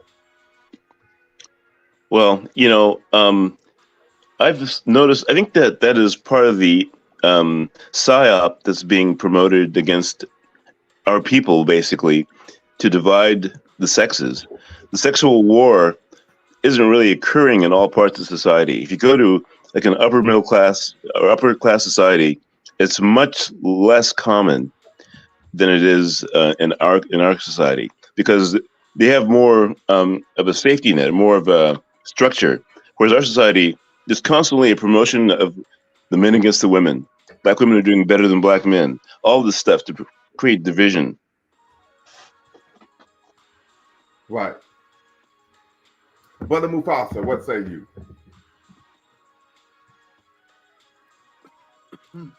Yeah, I don't know if y'all can hear me. I don't got my mic today, but I can hear you. Well, number one. But could you speak up a little bit more if possible? Let me do this. All right, can you guys hear me a little bit more? Much better now. Yeah, it's gonna have this background noise though, but yeah, number one, there is no community, so we can kind of kill that. I used to believe in that whole thing, like, yeah, we can't be turning them over to the crackers. We got to do it in the community, but that's not realistic. There's no such thing. I mean, these people have to be turned over to the state. And in some instances, if the state doesn't do enough, then after that, you know what I mean? Maybe we can do some kind of extrajudicial stuff, but So what you're saying is you aren't advocating for vigilantism. No, not initially. Okay. You know what I mean? I mean, sometimes you may have to do it because I'm not going to. First step, no. Yeah. Okay. Yeah. Because I'm not going to act like I don't know what people are talking about. You know what I mean? We live in an unjust system, and the criminal justice system is totally, unbalanced. But I would argue a big part of that, though, is like in your state, at least you have to be politically engaged and civically engaged on who these people are. You know what I'm saying? That are passing out these convictions. Who are these judges? Who are these district attorneys? These are things, especially in areas where it's a large black population. We got to be civically engaged with that stuff. Because one thing I used to do that I don't really do anymore is just totally cede anything that's U.S. government to white people. Like, nah, we're citizens. We're part of the government like everybody else at the end of the day, like we'll say, oh, yeah, we got to build schools, like we built all these schools. The schools in your neighborhood you built. So go there and make them teach what you want them to teach. You know what I'm saying? Or leave the country, which we're not going to do. So, all this talk like we're not Americans, it just doesn't make sense. At the end of the day, we're here. And we got to politically engage here where we are, where our tax dollars are going. Right. So these people should be turned over to the state. And I know you and we have a tendency to say this, especially the conservatives amongst us, that'll say, "Oh, it's not about other people. We just need to worry about us." But it is about other people because there's two things at hand here. There's what he's doing, and then there's the way he's being treated, right, by the system. And the way he's being treated by the system is more my business than what he's doing personally. What he's doing personally with these people, that is an issue. But the way the system treats him in comparisons, if he's doing something that's illegal. it is an issue, but it's a bigger issue the way they treat him, because that same thing could be done to me. You see what I'm saying? Like if they're unfairly targeting him because he's black, that's something that could happen to me. You know what I'm saying? So they're both an issue. Crime against the community is an issue also, but it's also an issue if the system is targeting black men, right? And then we can point out other people, and it's like, wait a minute, why are they not doing to this guy? But then when we point to the other people, you're saying like, oh, no, let's just focus on the black people. I don't care what they're doing. Well, I do care what they're doing, because the same people who are kicking down Diddy's door with tanks and all that stuff should be kicking these people's door down. So we got to have both conversations. We definitely have to have both conversations, because at the end of the day, Diageo, P. Diddy sued Diageo. And now Diageo pushed the button, and you're seeing all this stuff happen at the end of the day. P. Diddy was a shill. So you got to tell me, do you have any evidence to substantiate that, bro? No. I have no evidence to substantiate it. But it's a conspiracy theory, and I feel strongly about it. Yeah, and what I said was a fact. Now, what I said was a fact in terms of the chronology, right? After this, and then all of a sudden we're seeing these things. Now, did they do it? I have nothing to substantiate that, you know. But it's a hell of a coincidence, my book. You know what I'm saying? Because he's been doing all these things for all this time. This is what they allege, right? He's been doing this stuff for years, and they got allegations going back to Biggie's times, right? And then all of a sudden, after this fallout with this major corporation, then all of a sudden, all this stuff is just hitting the wall. And then what we'll do is we'll say, oh, don't worry about them other folks. Did he do it or not? You see what I'm saying? And play right into the hands of these white people who just want to use us up, throw us away, and then take the wealth back. When all the smoke clears, they'll take all that wealth and all that money, right? And then they'll get another black person to do the same thing. So I'm going to say this. Two things. One, I wouldn't care. I wouldn't care about what white people are doing if they're doing harm to their own people. I would take issue and umbrage with what Diddy's allegedly doing if it's true, because he's harming other black people. The second issue is in terms of the lawsuit that you're speaking of. The lawsuit ended with the company retaining 100% of all the wealth and proceeds of the former agreement that they had. So there would be no incentive for them to go after him, because they actually won in the court. They won when they went to court. So then what would be the need to destroy Diddy when they came out victorious in the civil suit? Which court case is that? If I could bring it up.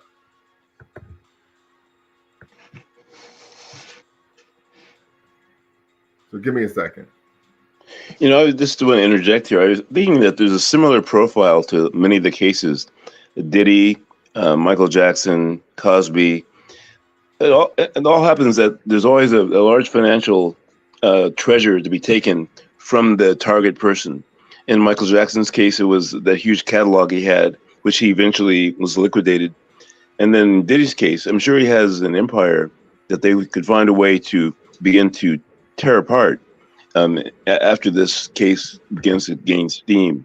So, and in Cosby's case, they were after his money as well. I think that's part of the reason for targeting these individuals, because they've gotten to be so big and powerful that they make excellent targets. But I think one of the issues is, why are you, if you are powerful and you're black, you're African, why would you put yourself in such a position by engaging in these type of heinous acts? I think someone that makes no sense to me. No, if someone has been rich for years and years and years, they feel special. They just lose touch with reality. I mean, if a person's been rich for a long time, they aren't thinking that they can be harmed because they can afford lawyers, they can afford whatever they need to protect themselves. They don't realize that they're exposed. Yeah, I don't know, man. To me, I feel like that's what this beast is doing. This is what oppression looks like. You had I remember Suge Knight, Jay Prince, Irv Gotti have a meeting about setting up black distribution, and then all of a sudden they all get Fed cases. It's like, can we prove it and tie it to these corporate entities? I can't. But I believe there's foul play. It's way too convenient. You know what I'm saying? That they're always shutting down these avenues for us to make this real wealth. Yeah, And, yeah. So yeah, I mean, that's what it looks like to me. They just take these people and use them. And my retort to that would be, they all caught Fed cases, right? Yeah. And the only person I know, one person was found not guilty. That was Irv Gotti. The others actually were found guilty. So my thing is, I'm not going to defend or take up for someone who's engaged in a criminal activity. I don't give a fuck what they're doing. No, I mean, and so they'll see to it that the people that they use will be criminals. They'll see to it that the people they use will be individuals that they can tear down at any given time. So those of us who are clean will never get those opportunities. And then they'll have dirty people. And then as soon as they go, they'll just give somebody like Lumumba a voice or something like that to tear black people down so they can continue to run their scam. Hold on, wait. So you said I'm tearing black folk down? You're tearing them down. I don't think you're wrong for tearing these individuals. That you're saying if you do something wrong. No. Well, you're tearing them down, right? But I think your point is, if you're guilty of what you're accused of, then you should be torn down, right? But what I'm saying is, they know that. I never said that. You weren't saying you've been saying that this whole time. You're saying No, if you've actually done these things. I said they should be what? Excommunicated, made a vagabond, and have to live in a desert wasteland.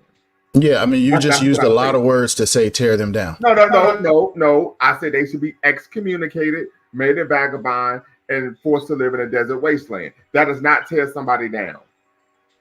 That's not browbeating someone. That's excommunicating someone, which is congruent with our historical and cultural personality regarding criminal justice. When someone engages in nefarious acts. We just gotta agree to disagree. I would interpret that as tearing them down. Well, I'm going into more detail. No, Brother Mufasa, I'm not responsible for your interpretation, but I am responsible for what I say. And that's not what do you interpret that? I can't see your name. I think it was Architecture. Do you interpret that as tearing a person down by making them a vagabond and excommunicating them? Well, Lumumba and I talked about that a bit earlier. We had a little bit different perspective on that. Like, I felt that a person should not be completely destroyed, and he felt they should be. So we have a little bit different perspective on that. But I was asking, do you think would you interpret that as tearing a person down if you do those things to a person? If you physically do those things to a person, yes. Yeah. All right, so that makes two of us then. Okay, but I'm still not responsible. No. I'm not going to be. I'm not accusing him of anything. He's bringing out some ideas. Bringing out an idea doesn't mean he's out there tearing someone down. He has an idea, perspective on this. So that's everyone can have an idea about something, but he hasn't torn anyone down. My problem with the whole thing is really the system itself. Who does the judging? Who analyzes the case? Like the Kyle Rittenhouse, the judge there was so clearly corrupt. It was like you could see it right through the TV. So if you have the corrupt system adjudicating the case, then there can't be justice. Well, but I'm not going to allow us to move the goalposts because we're not dealing with the system. We're talking about a person's personal behavior. Irrespective, and this is what I'm saying. Most black people know that the criminal justice system is inherently racist at every level, local, state, and federal. If I go out and then sexually assault a 12-year-old girl, I don't want to hear shit about no damn criminal justice system being racist. The issue is I sexually assaulted somebody. Yeah, that's true. You can't run that game over here. No, I hear that, but let's get everybody though. Let's get Woody Allen and all the rest of them. Let's get everybody. Shakespeare wrote those sonnets to 13-year-old girls. Shakespeare and Milton wrote those sonnets to young girls, and no one has said anything bad about them. So the culture is treats us a little bit differently.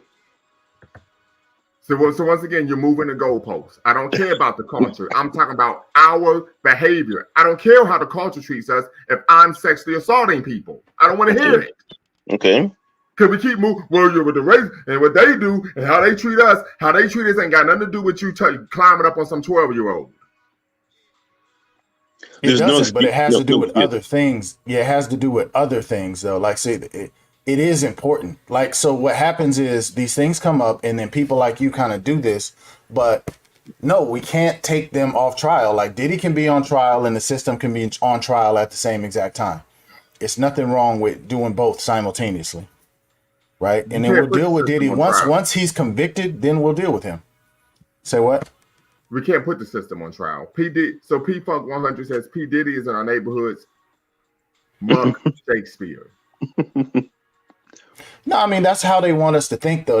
That's what I was trying to articulate a second ago. Shakespeare been dead for 400 years. Why are we talking about him? Oh yeah, I don't know about Shakespeare, but the people that's here today. Okay. Yeah, we talking about what's going on in our community today. And we know that we have an issue in our community where we have people in our communities providing cover and refuge for people who are sexually assaulting children. We all know it. That's why I said friends and family have to be the ones that approach them first, because they're the ones that know what's going on. No, because the friends and families are the ones who provide cover for these individuals. Well, that's what has to change. This is why when you go to trial, you can't have somebody in the jury that knows you, because there's going to be a bias in your favor. Well, let's look at it in terms of a story. If you had someone that you knew that had a predilection for young people, young children, yes, you'd go to them and say, "Look, man, you've got to stop this, because if you don't stop this, I'm going to be able to have to bring this to the authorities." Well, I'm going to be quite honest with you, brother. Yeah. If I knew there was someone that I knew that was doing that, there wouldn't be a conversation, and I'm just going to leave it at that. Ashe Black Power, And to be quite honest with you, if I knew somebody was engaging in that type of behavior, I would snitch on them quicker than somebody working with COINTELPRO. Mm-hmm. If it was, I would not say. Let me turn my camera on for this. If I knew someone was sexually assaulting children, I would not personally go to that person and say, "Hey, you need to stop what you're doing." I would turn their ass in as soon as I could. Would you? Okay, I would go to them first. These are my personal values. Yeah, I would go to them first. I would go to them and say, "Look, you've got to stop this." Mm-mm. I mean, what do you mean when you say when you go to them? So you said someone that has. Are you talking about you have evidence that they've actually done this, or you think that they're going to do it? Or someone expressed an interest in that kind of thing, or had some sort of a tendency to talk about that kind of thing. I'd go to them and say, "Listen, you can't do that. I'm going to have to turn you in if you go and keep getting involved in this stuff, because I wouldn't." When you say keep getting involved, that means the person has already done it. Well, I wouldn't really know. I mean, if someone talked to me, but you said keep getting involved. Keep getting involved is what is present tense, meaning they've already engaged in the behavior. They're actively engaging in the behavior. Let's say they have. Okay. If they did that and you approached them and told them that you knew about it and were going to turn them in, and let's say confirm that they had discontinued the behavior, that's where I am. No. Nope. You already did it. Your ass is going. You're going behind the wall. Ain't no. You tell me you're gonna stop doing it, then we cool. Absolutely not. Okay. Absolutely not. This is the problem that we have. We provide protection and cover for pedophiles, for criminals, for people who are doing harm to other Black people. That's why I said no, absolutely not in any way, shape, or form do we engage in this friends and family program, because the friends and the family are the ones who are protecting these individuals, these predators in our community. Absolutely not. Absolutely not. Yeah, I mean, if you have someone that's like I said, they may have an issue and they're not acting out yet. and you want to intervene and get them some help, I think that's the right thing to do. But if they're actually acting out, that's a different thing. You get what I'm saying? Because I that's agree one. with you, Mufasa. Yeah, because you can't undo that. It's a few things you can't do. You know, if you delete someone, you can't undo that. You sexually assault someone, you can't. That's something that can't be undone. That's why the punishment for that is so severe, or should be. Yeah, should be. Key word Yeah, should be, yeah. because some people be getting off and be getting like 6 months. Well, let me not resort to histrionics and say people get 6 months probation, but you get the point that I'm making. Yeah, they do. Yeah, that's what I'm Yeah. saying. But I mean, if we look biblically in other, context, it's severe. I know you Right. have that Well, one where you can pay the 50 shekels of silver. You Yeah, I do think that have was in that. the So book let of me not say Deuteronomy in the biblical. Bible. you have to marry the woman though in the Bible. I After mean, that, and that's jacked up. So you sexually assault someone, you pay the dad, and you can marry her. I'm glad. I mean, what type of father is that? Well, the reason they do that though is because in those times, like women had to get married, and then if people know that she's been soiled, I you know. see what I'm saying? They won't marry her. Yeah. Right, but exactly. I know I guess the point I'm making, I know you know this because you're into religion, is trying to apply those type of concepts from antiquity to today is extremely problematic. Well, I think that some of the principles are the basis upon our law today. But the problem I have is that our system does not prosecute all cases equally. So if a person um, goes into the court system with this accusation, his chances of being falsely accused and detained. I mean, in many cases of guys going to jail for 18, 20 years, and finally the person admits at the end that they were innocent. So I haven't got the same confidence in the system that you're expressing. I think Well, the no, system is, and I understand what you're saying, and I don't think this is a situation where we're looking at confidence in the system. But I will say this, according to, golly, what is that organization that looks at wrongly incarcerated people? The Innocence Project, Innocence Not the yeah. Project. Innocence Project, but Amnesty International.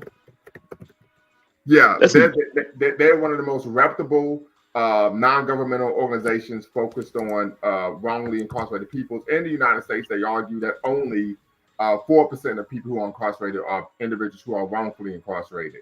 But once again, I think what's important here is I don't want to get pivot away from the initial conversation. We're not seeking to have a conversation about the criminal justice system. We're having a conversation about individuals who are actually guilty of engaging in sexual assault against people.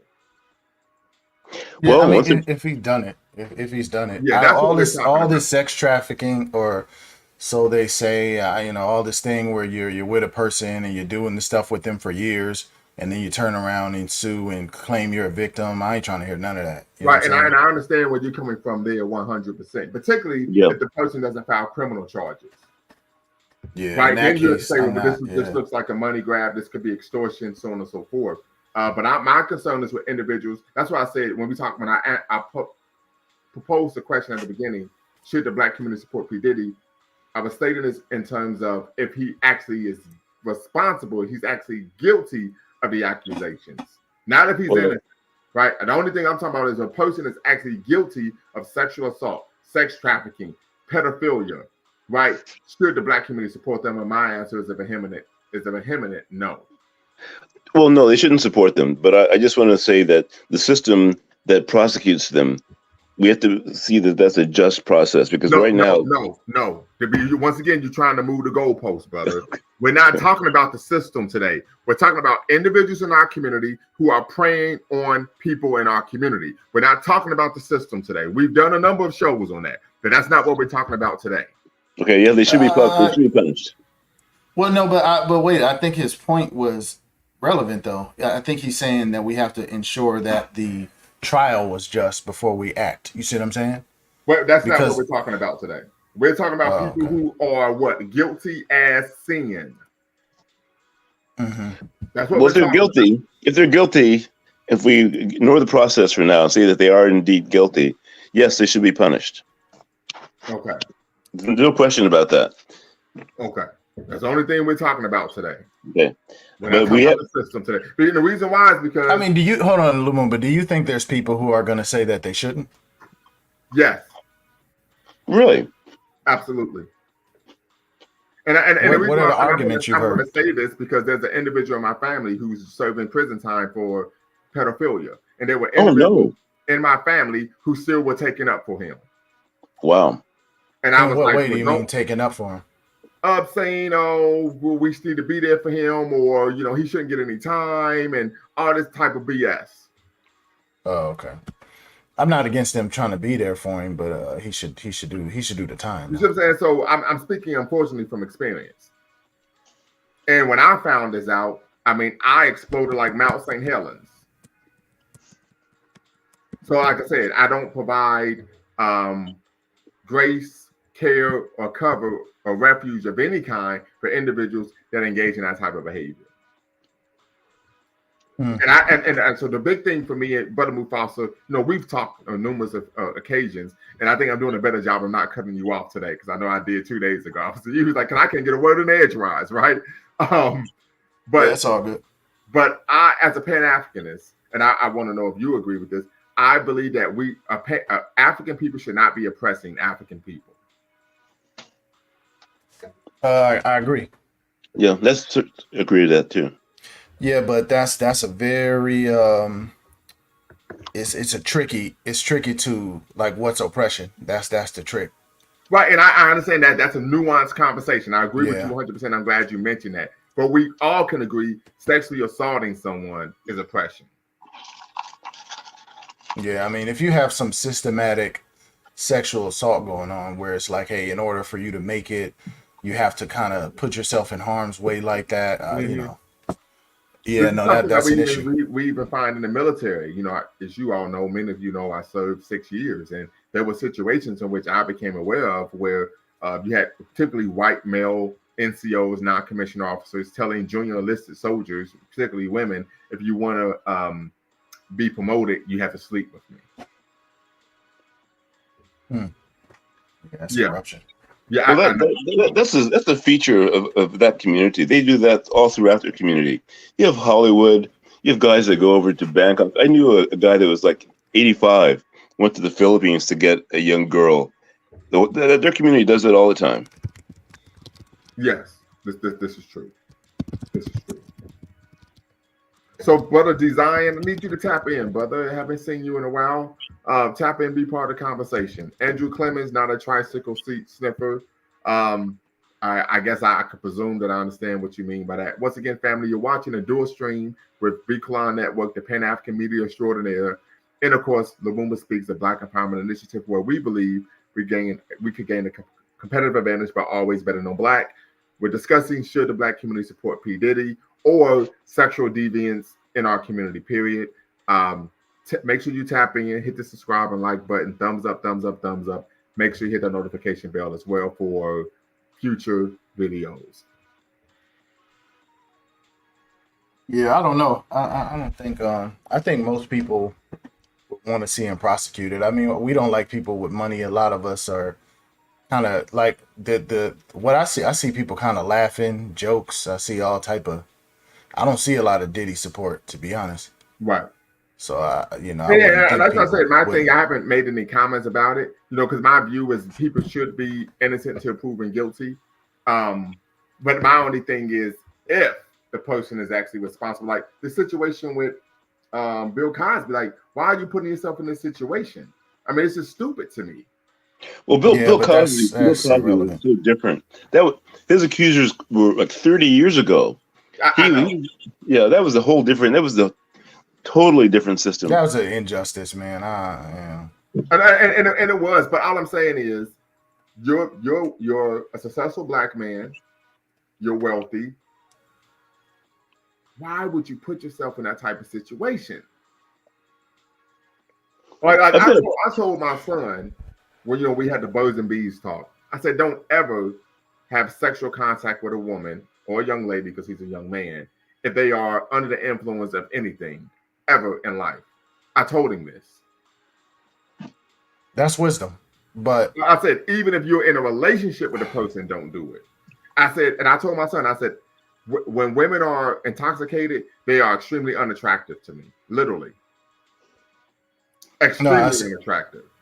I mean, what you're telling them is wisdom, but the reality is, if that was the standard, I mean, you know how many people wouldn't be here if it wasn't for the influence of some type of alcohol or just fun, or get what I'm saying? I mean, Blaming on if we be realistic, alcohol, right? yeah, come on, you got songs, you got all type of stuff. So it's like, so to go retroactively and then hold him to that, I don't know about that.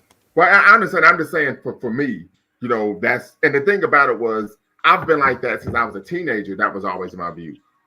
Women who were under the influence were unattractive. That's just always been the case with me. I know when I was in my 20s, it all depends on how much I had in me. If I was drinking, that's how attractive they were. Yeah. Yeah, I mean, it's one thing if you're sitting up here feeding them, because most of the time, if the woman's under influence, you're gonna be under influence too. Exactly. Right, but Yeah, you know what the law gonna say. Well, now that's what the law says. Man, things have changed because you could do everything by the book and still get in trouble today. They could just come back and say, "I was assaulted." Like, this is what we're dealing with. Like, Mm-hmm. I don't know if you've seen that Nature Boy case, but I thought that was interesting. You know, No, I'm not Didn't familiar with the Nature Boy case. Can you fill yeah. me in? Well, so you're familiar with Nature Boy, right? No, I'm no not. no. Okay, so there's a Nature Boy guy. You kind of seen him around the conscious community, quote unquote, internet conscious community, quote unquote. And he formed a cult called the Carbon Nation. And he would have people kind of coming in and out of the cult. And it would be like multiple women he would be dealing with. Oh yeah, I know who you're talking about now. Yeah. Yeah, this guy. Yeah, so it's Okay, like go ahead this. though. Yeah, like this. It's like some handsome guy with a six pack talking some kind of, whatever, some random so-called consciousness. And they had people, they would be overseas naked, and it was just some weird cult, but they weren't really hurting anyone. And then so one of the women leaves and turns around and accuses him of the R word. And he ended up getting convicted about a month ago, and he got life Wow. without parole. Yeah, he got Just life without parole. based on her word only. Based on her word, they had other people there too, though. But so he had positive people, and then he had positive stuff, but she also did too. But I think her testimony did a lot of the damage. But the judge, so I still want to finish watching it, but I listened to her testimony, and I listened to there was two people who were in the house. I looked at their testimony. But I feel like the judge was biased. Like, I'll give you an example. Her argument was that in order to be in the group, you could not be in that group unless you had a sexual relationship with Nature Boy, right? And it was non-negotiable.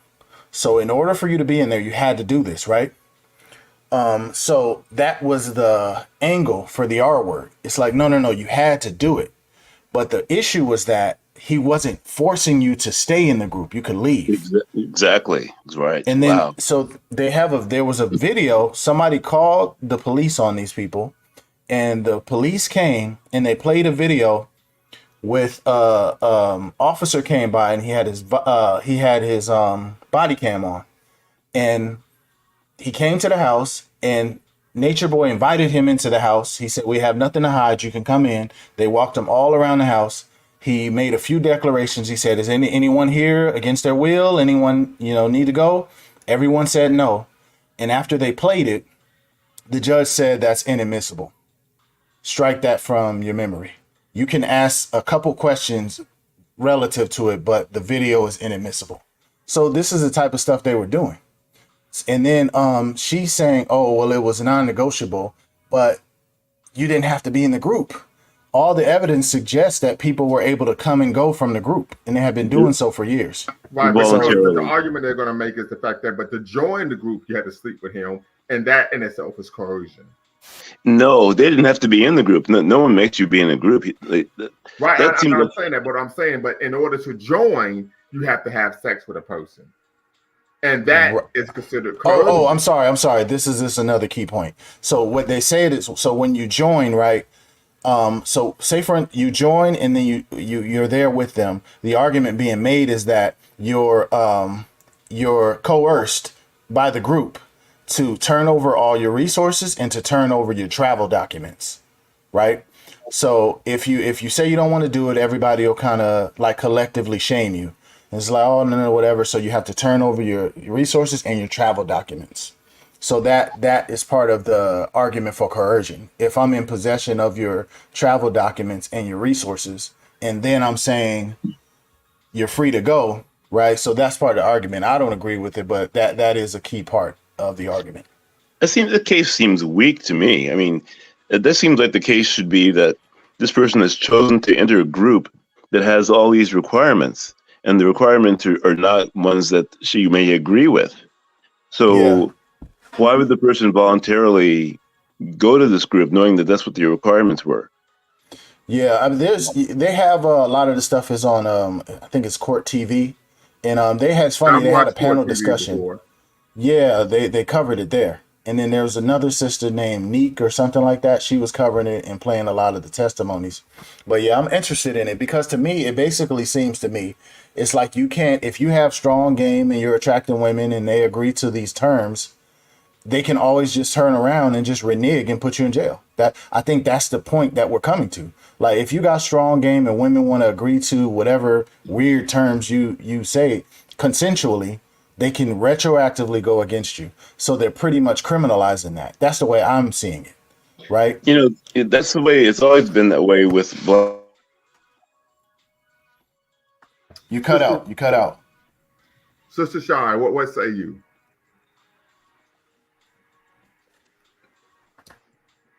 Oh, hello. Hey, can you hear me? Yes, we can.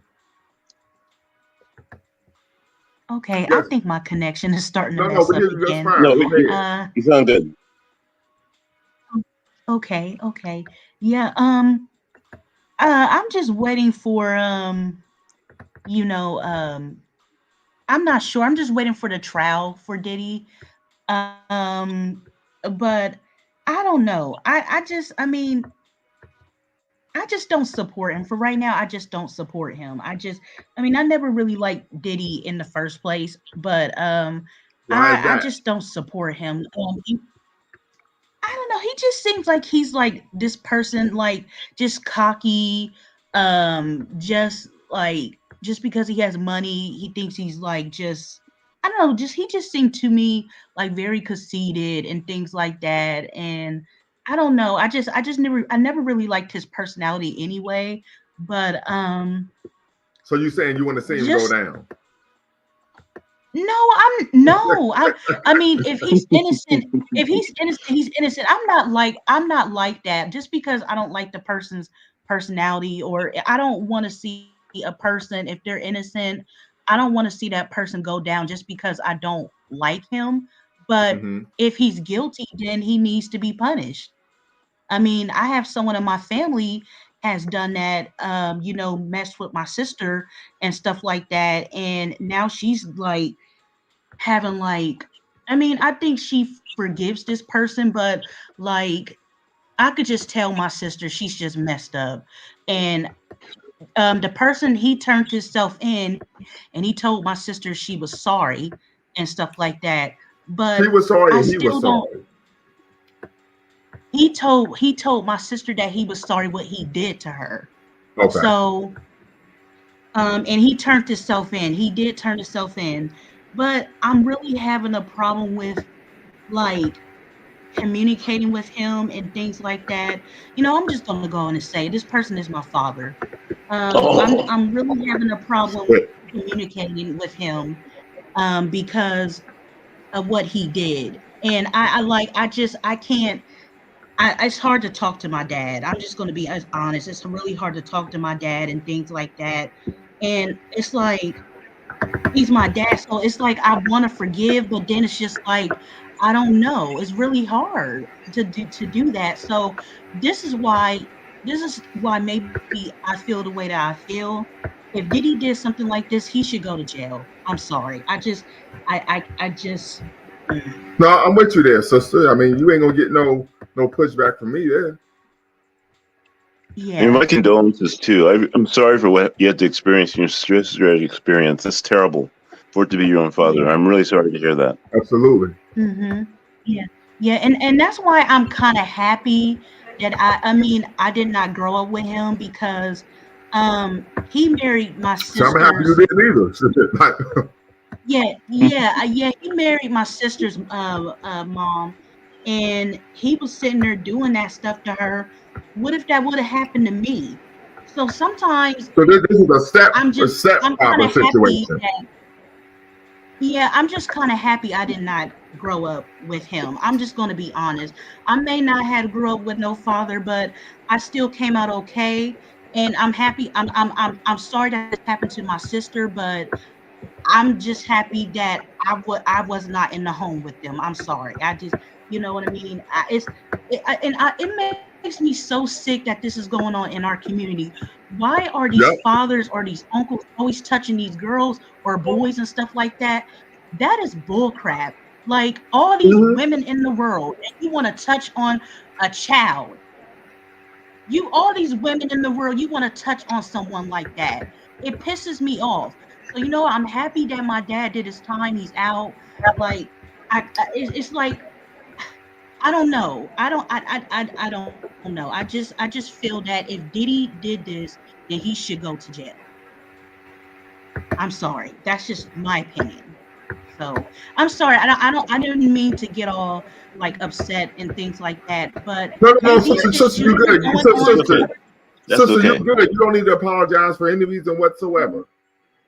Yeah, but it's just like it's a lot of stuff going on in people's families where people are doing stuff like that, and it's just like I'm just saying all these women and all these men in the world, and you want to touch on young children. I don't get it. It's I, just th- I crazy to I me. think this is another thing that broken homes make a little. It makes it worse. You know what I mean? Because that is a dangerous situation. The whole stepfather situation. Hmm. Yeah, that increases the likelihood by like a crazy number. I think it's like 20 times. I forget the Mm. exact I number. would believe that. Well, I understand, but Look at real Woody Allen. fathers is doing this. I understand what you're saying, but real fathers is doing this. My real father Well, I will say that this, Sister Shy. did this. So The data shows like that a child is least likely to it be a wouldn't even victim of. matter if Well, hold on real quick, Sister Shy. Because we do sympathize with you and what you've experienced. But the data shows that children are the least likely to be physically or sexually abused when they are in the home with their biological father. The data does show that. yeah, I This is understand that Lumumba, but I'm just saying that real fathers is doing this too. That's all I'm saying. That I mean, I Oh, that understand was what the you're case. I saying. misunderstood. You're saying that he was her biological father too. Yes, it's yeah, me okay. I whoa. have three sisters. We all got the same father. I have a different Okay. mom from them. Okay, so my Oh, two okay. sisters, they have the same father and mom. I just have a different mom from them. So that's why I was saying my father, he married my sister's mom. And you know what I mean? And he was doing that to her. That's why I was saying I'm happy I did not grow up I with got you. him. And that's I what I'm got you now. We saying. misinterpreted, sister. We do. I do apologize. Oh, it's okay.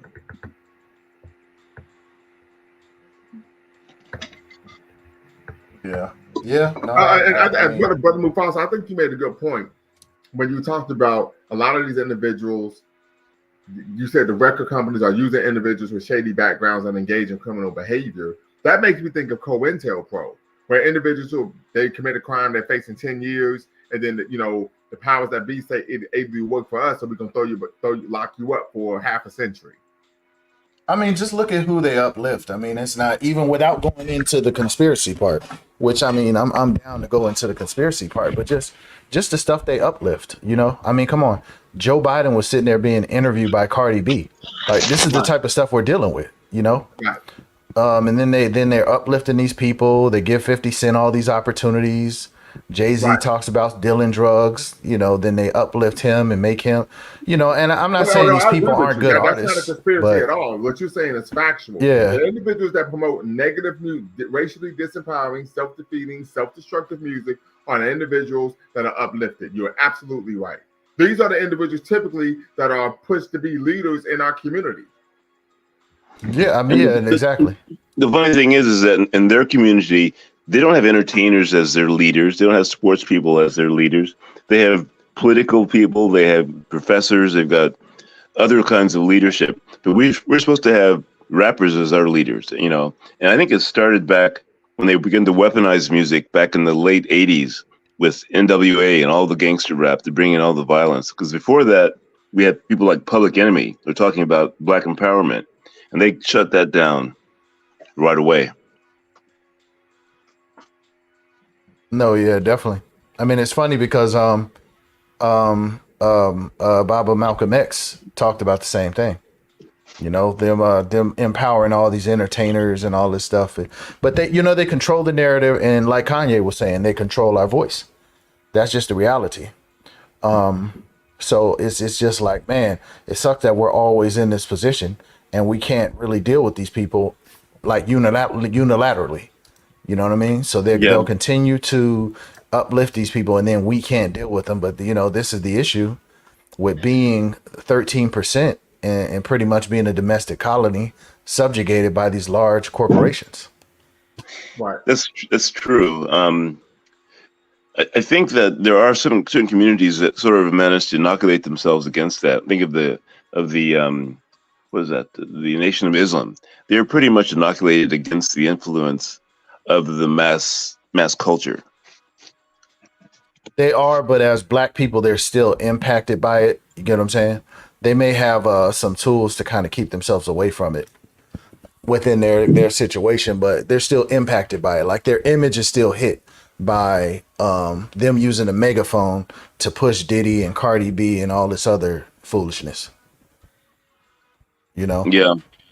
But I don't want to make excuses for our people. I mean, we shouldn't be going along with this stuff. I just understand why we are, because the way this system is set up. But if I can see it, architecture can see it, Lumumba can see it, the rest of us can see it. Right. We don't have to buy into these narratives. In terms of all of these degenerate rappers are given prominent. Because I remember one time, this was after 50 Cent's first 2 albums. He was on the cover of some magazine in a suit talking about 50 Cent wants to be a leader. Yeah. Oh wow, I never saw that. Yeah, I mean, this is a long time ago. This is like 2006. And I said, what the French toast are we talking about here? So you're spot on here. This isn't a conspiracy. Typically, by definition, a conspiracy is something that is done by a group in private. This has been done right in front of our eyes. No, yeah, it's true. It's true. Yeah, like I said, that's not a conspiracy. I do really believe that Diageo and some government entities are conspiring, but and the sad part is I don't like to make those type of claims, those type of baseless claims, because we get into a lot of trouble and we do a lot of that. And this is a scholarly platform, so I hate to say that, but I just got to put it out there, man, because that timing is crazy. The only reason I push back is because when he went to court with Diageo, they won. See, I thought they I didn't know about that, because the thing was, like, what incentive would they have when they came? I thought they lost. No, they came off like a fat cat. No, okay, so they had so there's 2 things going on. He accused them of not putting out. Well, he accused them of like keeping them in these black spaces, and then he had Deleon, his own tequila that they were supposed to put out. And he went down there and checked and noticed there were no plants, that they weren't even planning to put it out. I don't know what happened with those allegations. But he dropped the suit against them. Okay, yeah, then I got to get updated. I got to go read on that. Yeah. I didn't hear about that. So that's why I was like, I don't see why they would be doing that when they came out on top. And he severed ties with them when they maintained 100% of the profits. I could still see it though. I mean, because so what happened was he had this thing with them, right? And then if you notice, he gave money to Howard, He was being interviewed by them. He gave money at the he had InvestFest. Then he had this major segment where he was talking about, yeah, it's an illusion of inclusion. They're doing racism, blah blah blah blah blah. And then he gives the big check. So he was trying to work on his, in my opinion, he was trying to work on his image because he knew these attacks were coming. Right now, when he's going out disparaging this company like this, it's still in their interest to discredit him, despite them losing the what's it called? They It's still in won. their interest. Yeah, or them winning. She was still in their interest to discredit him, right? Because he's making Okay. all these allegations against them. Okay. So, but here's the issue. This is where I'm getting off. If you are going to turn around and become a revolutionary or want to empower Black people, you have to be clean. This is why Malcolm said we have to be moral leaders. Yeah, but the thing is, like, nobody's really clean like that. You know what I'm saying? You can't change the past either. Yeah. I mean, I guess they could be clean. I mean, yeah, you're right. Yes, we have to be clean, but it's just like, how many of these people are clean? You know what Unless you got people running around living sexually assaulting people, I don't see why that would be a problem. Yeah, if you're not doing that, that's true. But I don't know. It's like they can make narratives up. I mean, look what they did to Cosby. They went and dug out some old stuff, and then I know, but once again, they was able to create a narrative because he was actually engaged in behavior that was untoward. Well, no, actually, I think he wasn't. They weren't able to prove that. No. The women admitted that. So this is what was taking place, and this is cool. This is a segue, but it's good because it was still on point. It was still on topic. And this is how I even talked to some of the elders in my family, and they said this was a norm back in the 70s where people would want to do drugs and then have sex. What I'm saying is, I don't care what, and this is just my personal value speaking, right? Lumumbaism, right?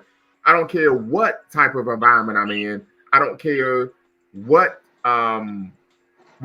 is the modus operandi of that generation.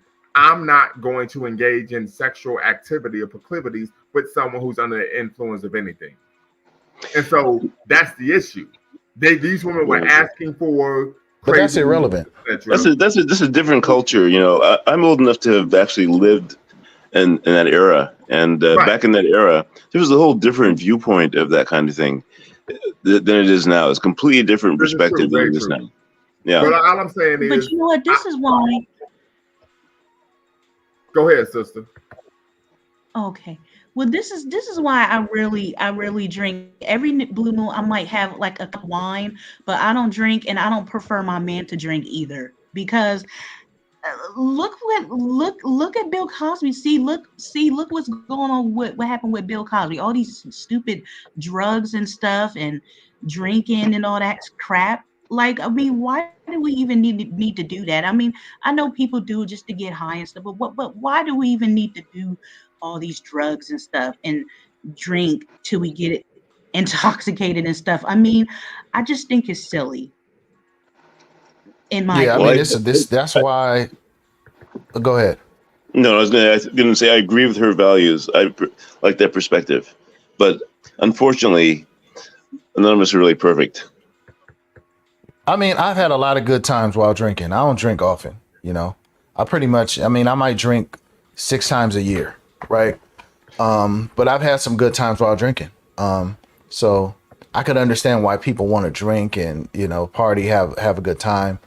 I don't agree with drugs and stuff like that, but, you know, everybody has their own things they're trying to do. You know, everybody wants to live their own life. But personally, I agree with you, you know. We don't need to be doing all that stuff, all that foolishness. Like, I don't want nothing to do with no drugs. I don't even want you. I had a friend I grew up with. Like, this is like my brother. You know what I'm saying?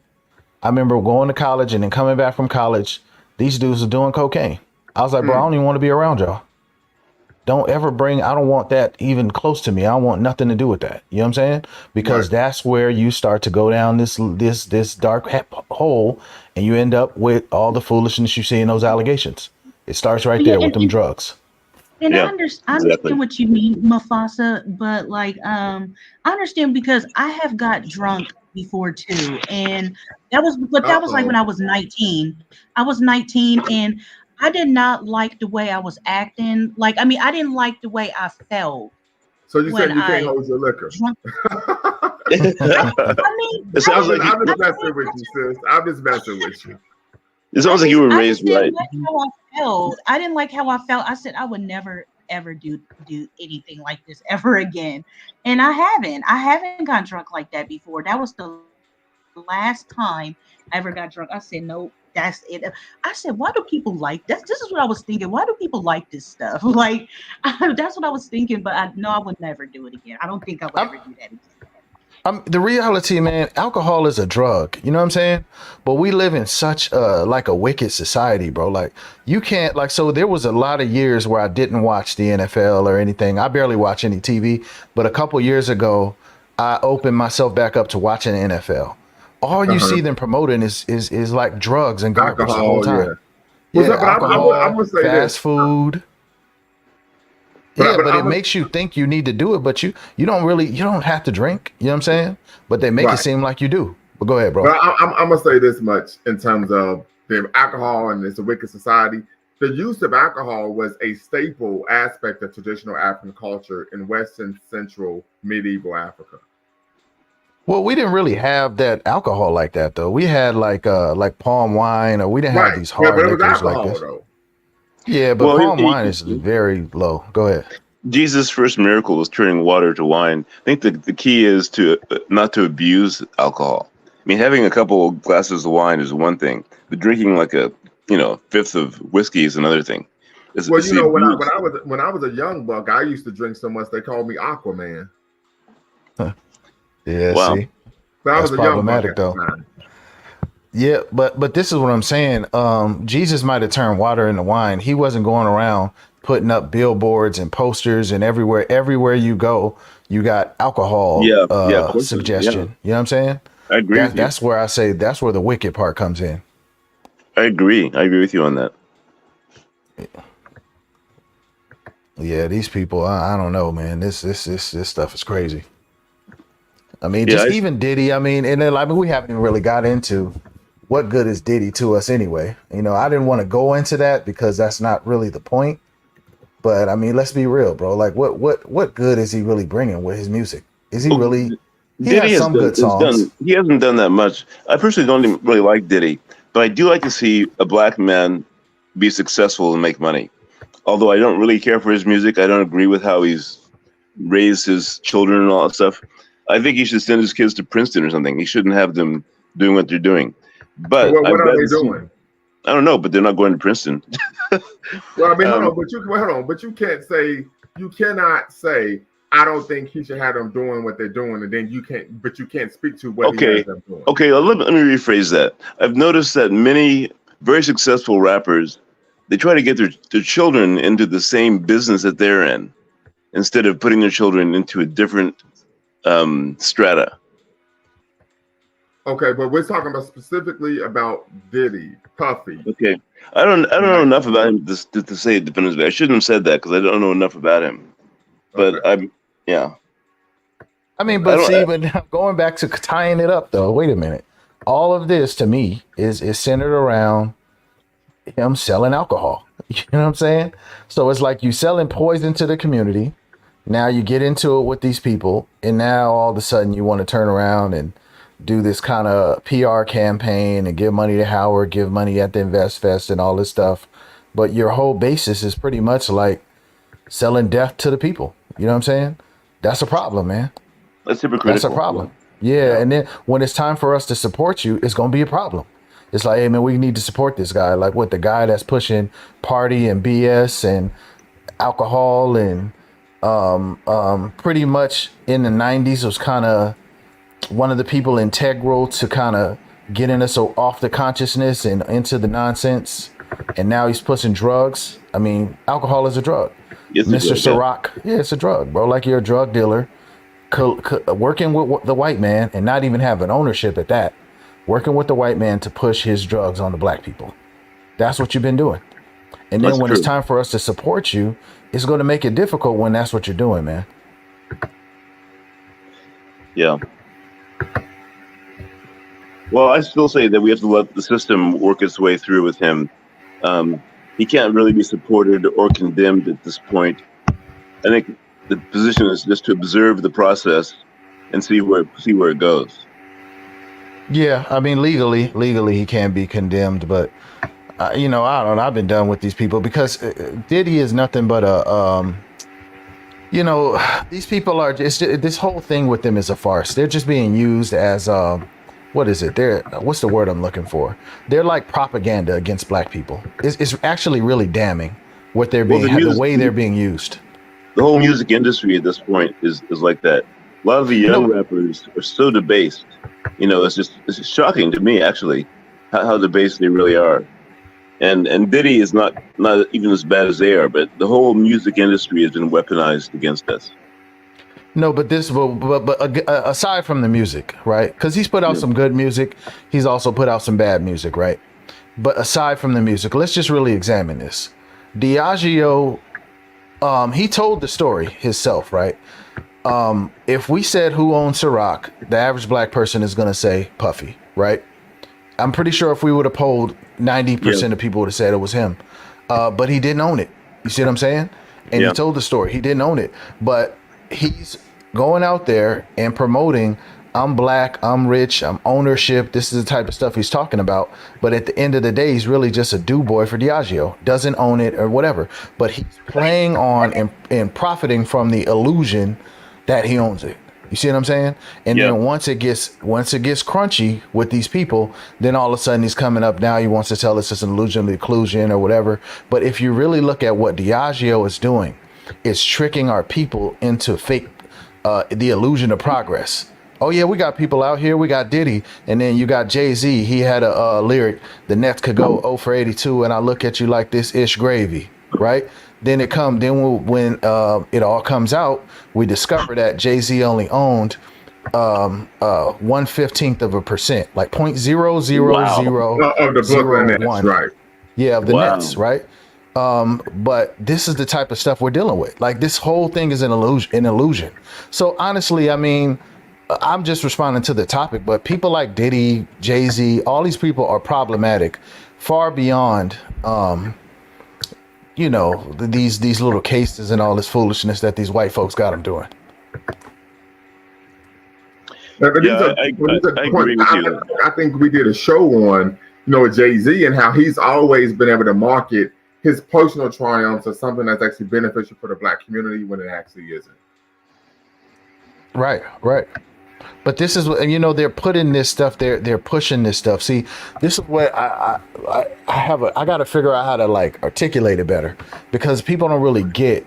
I used to think that it was based on what was right and wrong, but I realized that what's right and wrong is relative. Because if I have a brand like Ciroc or like P.Diddy, right, and I'm Diageo, I go and, you know, get some Negro to work for me. Or I don't know if that's a racial epithet, but if I go and get a black person to work for me, and then I pump money into this individual because he's making money for me, right? So now Diddy is a multi-million-dollar, billion-dollar brand. There's been billions of dollars over the years in pushing that brand out in front of us, right? Mm-hmm. And he's working in conjunction with these rich white people, Clive Davis, Def Jam, Universal Music Group, all these individuals. They're working with these people. These are the people behind them, and they're putting billions of dollars, constantly telling us one message, one thing, billions of dollars. Lumumba does one show, right? And we can't talk the way we want because we're on YouTube, and that's just one show. Our people don't see that. They see what the billions of dollars are doing. And after they spend all these billions saying the same thing again and again and again, that's the truth. Unfortunately, it becomes the truth. They set in the narrative with that. So that's really the bigger issue, man. That's why Diddy is even somebody we care about, because of these people putting all this money into him. Yeah, I mean, so that's the major issue. When you talk about when you have you either have your own record company or you have a distribution contract with a major, they put a lot of money behind you before you become a star so they can recoup their money. Right. Yeah, most of the stars aren't in control of their own careers. That's the problem that Prince had. He had a struggle with being able to control his own music, his own masters, his whole career. he was basically owned by the record company, and that's what he fought about. And so he changed his name to that symbol. I mean, this is an ongoing problem of black people being set up to be used to lead the other people in some nefarious direction. Well, when you say most of them, who's the ones that do control it? That's what I'm trying to figure out. Well, it seems to me, without being too deep in conspiracy theory, that many of these funds, think tanks, banking groups provide the financial means behind most big operations of any kind. It's not any one person, I don't think. No, what I'm saying is, if you're saying most black people aren't controlling it, I'm saying which ones are controlling it. You see what I'm saying? None. Okay, almost Yeah, yeah, none. yeah. So that's why I'm that, asking. You saying yeah, most? Like really, none of them. Maybe Kanye West at this point, if that's true. They're saying he put this thing out. Say what? He seems like he's in trouble these days. He's always in some kind of a controversy. So I doubt if he's in control. But he had a #1 song, independent, like really independent, and we never really seen that. And then I don't really know what's going on with him when they're telling us that he's in trouble with the J people, and then all of a sudden he has a Super Bowl ad. I'm like, how are you in trouble with the J people and you get a Super Bowl ad when all the owners, like 80% of them in the NFL, are J people? It seems like Kanye is in some kind of a struggle with different entities because he had this thing going with his shoes and his fashion and so forth, and fighting over that. He's definitely a person that's under attack. I would have expected him to be under attack more than Diddy. So Diddy was a surprise to me. I would have expected Kanye to be the next one that really get destroyed, but it turned out that it was Diddy instead. Well, they I don't know. He came under attack. I mean, after he made those statements, he had the issues with his Adidas deal. He lost that Yeezy deal. I mean, he came under attack when they did the whole thing saying he wasn't a billionaire anymore. Yeah. Yeah, and then he did apologize to the J people. He did make an apology. Yeah. But for him to have a #1 independent record is interesting. That's something I definitely got my eye on because that's not something that you see. It's very rare for you to see that. It is rare, yeah.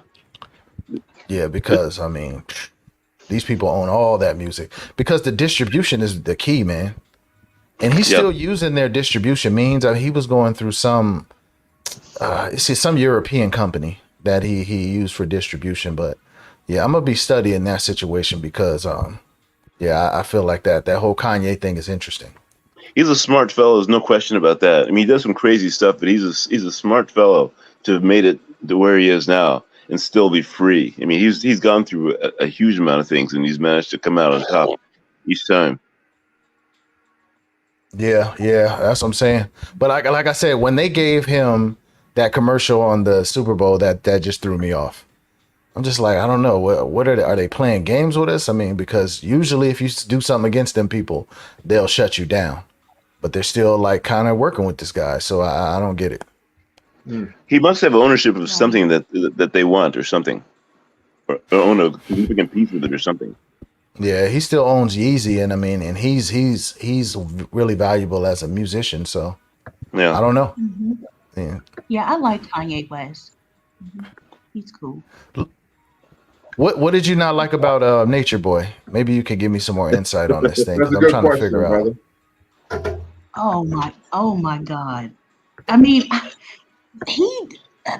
okay. I was watching this video.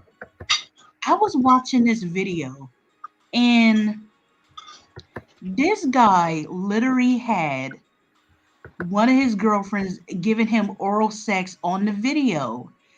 And it's on YouTube. And I said he is disgusting. I was like, okay, this is, and then I heard that he was abusive to them women too. And stuff like that. And like emotionally or physically? I heard that physically that he was abusive to them. Like I was watching different things and I heard that he was physically abusive to them. And I think that's one of the reasons why one of the girls was pressing charges. I heard that he was trying to hold them like what am I trying to say? Like false imprisonment. Like yeah, like trying to hold them like they couldn't leave and stuff like that, and then just being abusive and stuff like that. That's why I really don't like him. I just don't. And then how you gonna have on video where you have a girl, you doing sexual activity with some girl, and then anybody could be watching this, kids. This is YouTube. And I believe the video is still on YouTube. I was just like, are you kidding me? Like, I was just like, okay. I said, this Yeah, that's guy, problematic. yeah, something is going Extremely. on with him, but that's why I don't like him. I forgot to add that was one of the charges. Also, he got revenge. I don't know Revenge if I can porn. say. Yeah. I don't know if I can say the word, but yeah, he got that charge too. But when I was listening to him, he said that he had put the video up on Twitter, and then they had the dispute, and then afterward, she never asked him to take it down, but they just put the charge against him, Well, but it then the was thing already is, up. what type of character do you have that you're even putting something like that up on that platform? Well, see, but the thing is, Exactly. all those people are cuckoo for Cocoa Puffs, bro. Thank The you. whole I'm cult is glad you nuts, used the bro. term I use sometimes. Cuckoo for Yeah, Cocoa Puffs. the whole cult, all those people are nuts, bro. But my thing is, you shouldn't go to life without parole for that. You see what I'm saying? They're all Right. weirdos to me. You know what I mean? Yeah. Yeah. And the crazy thing is, I used to like same thing with Brother Polite. I used to like him, but then look at what happened to him. I But mean, he I was always sexualizing the women that he was that he was coupled with. So that should tell you something well, right I'm talking there. about early back in the day when he was like, like dropping knowledge and stuff like that. Like early back in the day, I used to watch him. I used to watch Sonnetter and all way long time ago. I used to watch all of them, Sonnetter and um, all of them, all the conscious people. I used to watch all of them back in the day, and then I just stopped watching because it was just too many debates and stuff like that, too much arguing, and then I just wanted to focus on what's more important in our community. All they want to do is just talk about Hebrew Israelite versus Kemetic and all that crap. Like that Right. stuff is. I'm sorry, but we need to worry about something that's more important in the community. I'm sorry that. So I just stopped watching them. I So, used to watch him too. but yeah. I actually went to see Polite twice. He came out here. I seen him when he went to Long Beach, and I seen him. Maybe it was just Long Beach. I think it was one more time, but maybe it was just Long Beach. But yeah, I used to watch all that Mhm. stuff too. Sinetter Yeah, lost me and though, yeah, man. those Sinetter is too toxic, man. Okay. They How got like he so? is, issues, bro. yeah. Yeah, and those were the days when I was a Hebrew Israelite, and then I was a Nuwapian too. I was those were the days Yeah, I when never back got when I into in that like stuff. the early 20s. Yeah, but I don't, and I I don't know how I got into all that stuff either, but it just happened. But I mean, it is what it is. Now I'm You hold on. just, You became a Nawapian, and it just yeah. happened. I don't know what's going on. And then like young Hmm. well, I mean, I just started I was studying about the Nuwapians, and then I just I just became one. So yeah. See, I was That's the thing that saved me at that time. I was rejecting religion at that time.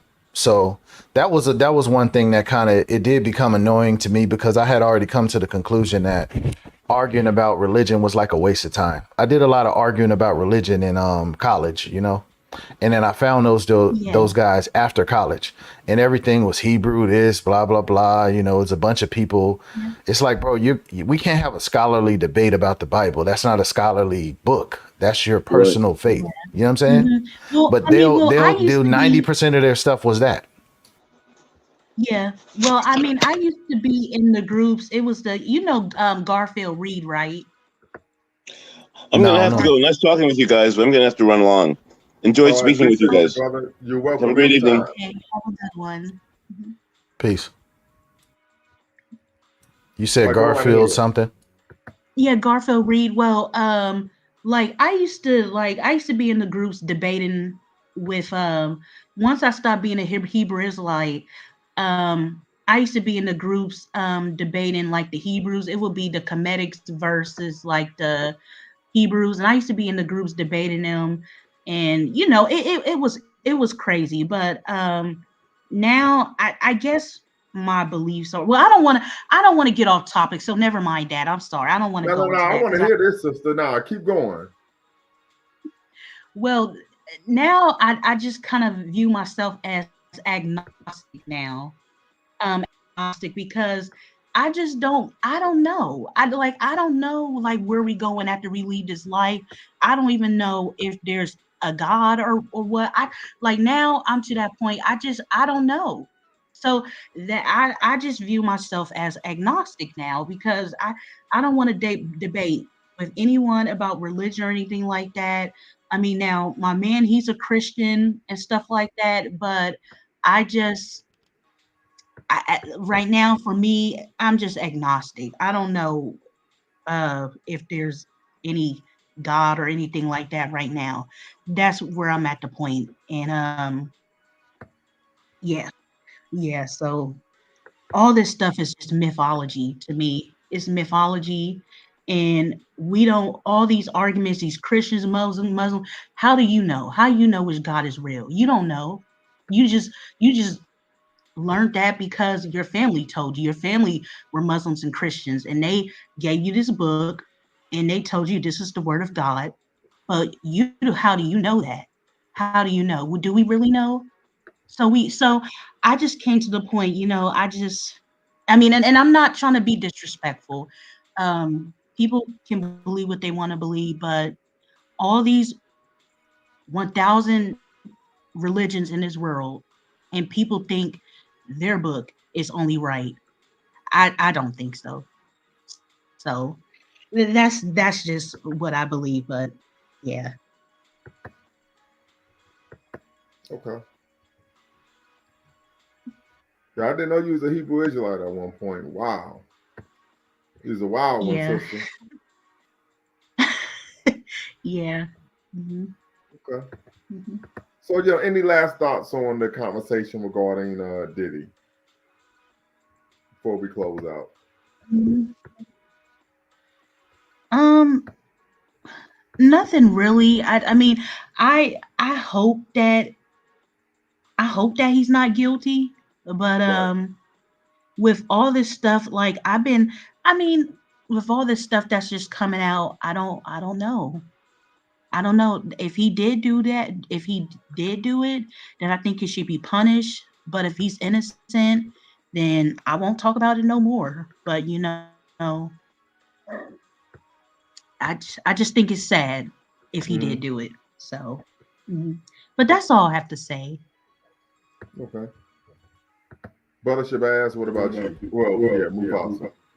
Yeah, nothing really. I mean, I think I said most of what I had to say. I mean, we should wait for the information to come out on whether or not he's guilty. Um, and I do see it. I do see a pattern of our people being kind of built up to these positions, but under white people's thumb the entire time, and then they can like just choose to destroy these people when they're ready to do it. So this is just another argument for black self-determination in Kujitagulia. Hmm. You're getting caught up in this illusion of inclusion, but at the end of the day, you're still a domestic colony. I mean, we are Americans, but ultimately, we're a domestic colony, and we don't Are we truly have. Americans? Yeah, I would say so because I used to say we're not until I start traveling. When I start traveling, I'm like, man, we Americans. No, so when you started traveling, what led you to take that position? Well, just the way that the way that I'm viewed, the way that I'm viewed. And then when I realized I don't really have another home than this, I used to be like, yeah, Africa, but we don't have a home in Africa like that. So, That was a harsh reality for And me. you know what? You know what? hold on, Sister I'm Pie. sorry, Lamumba. Oh, I'm sorry. So what I would say is I view being American not by how people perceive you, but by if you are able to enjoy the fruits of American citizenship, unencumbered. And I would argue we aren't able to do so. Yeah, I mean, if you say unencumbered, by your definition, we're not. But And, it's just, this is why the father of black nationalism, Martin Delaney, said we are denizens and not citizens. We're living in this country by privilege, but not by not by right. Yeah, I mean, and Baba Malcolm X said we didn't land on Plymouth Rock. The rock was landed on us. Well, I like Khalid Muhammad's version. He said we didn't land on Plymouth Rock. We got hit in the head with the damn rock. Right, right. So I think that's something to consider. And the reality of the situation is just because we've been removed from our ancestral homeland, I still wouldn't. Now, I don't think I'm an American. What else are you though? Like, what are you? I just know better. Well, I want to know what Marie says. I want to challenge that. But what do you think, Marie? What were you about to say? I was going to agree. Me traveling and then listening to what some Africans, they view us as Americans. They say since we were born here that we're American. And I had plenty of Africans say that's not my home. Africa is not my home because I was not born there. Yes, I may be African descent, but my nationality, I'm not African. I am American. So that's when I just started. Okay, I'm American. Like I mean, because hold on. But who you are isn't based on what someone else says. Well, it's right? but here's it's the thing.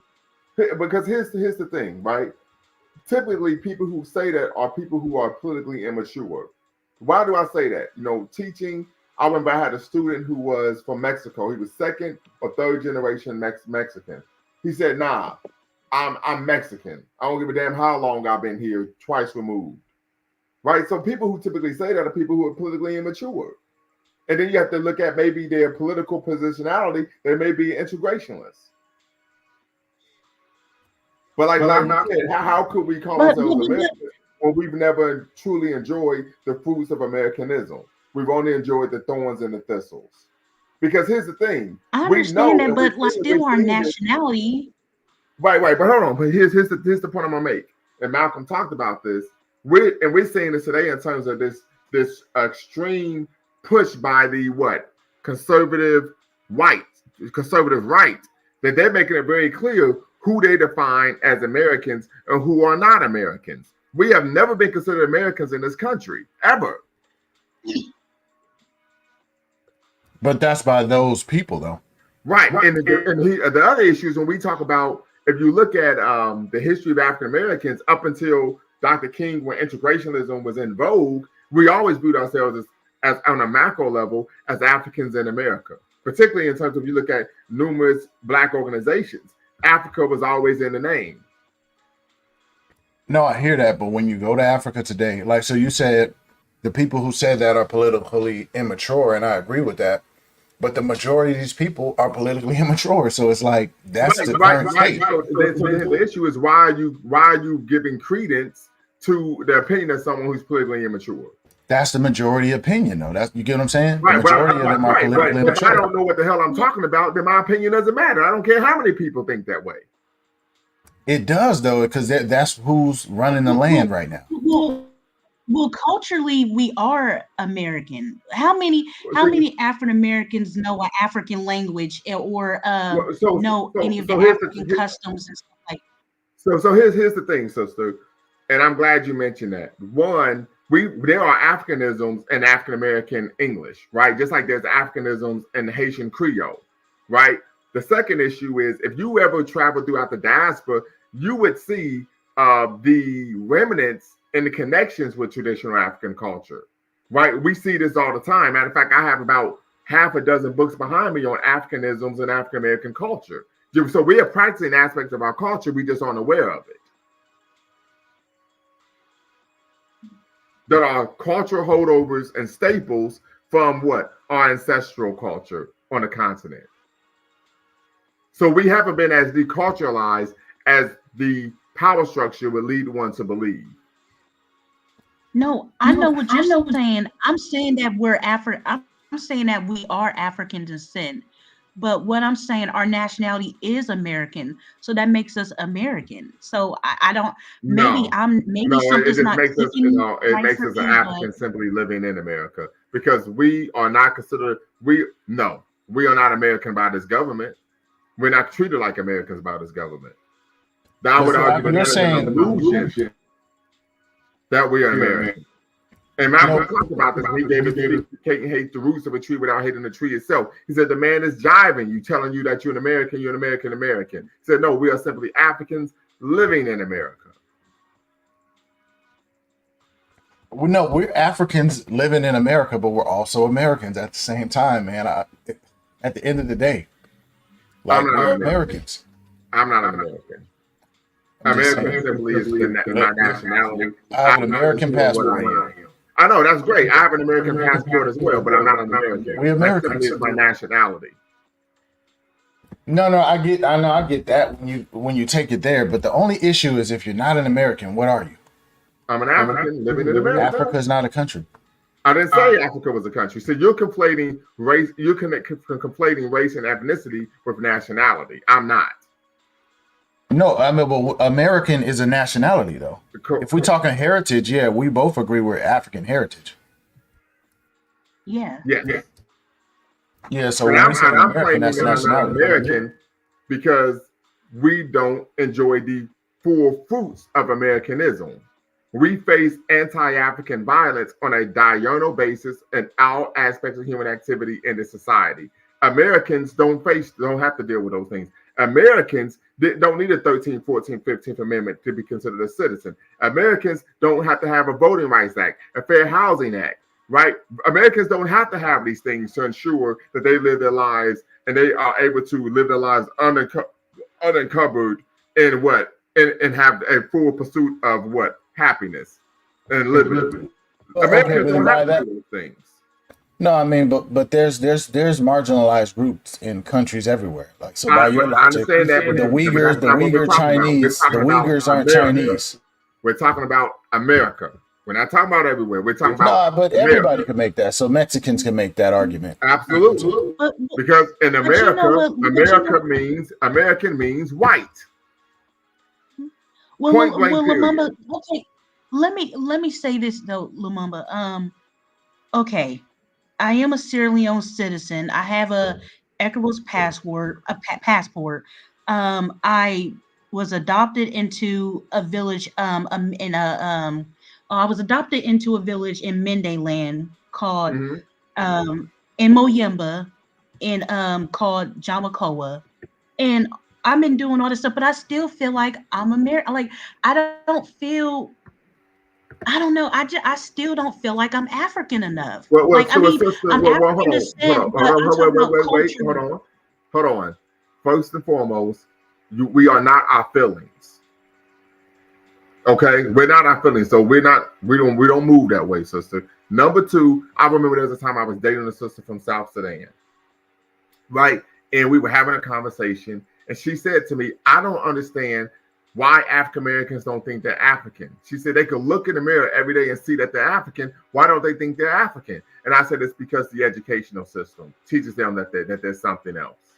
That's why. And she said, you know what? You're absolutely right, because my little sister is going to school here, and I'm seeing the effect it's having on her. So we don't think we're African. Shout out to Dr. Carter G. Woodson, because we have been victimized by the miseducation machine that they call the public school system, which is actually the public fool system. You're pointing out, sir, there are some things that are wrong, but there are a lot of benefits to being American that we do have access to. Like, when I go to register my business, I could go down to the county building, register my LLC. I can bid on contracts. Like, it's a lot of things we do that are American. You're talking about having legal rights. Yeah, that's what. But rights are part of your citizenship.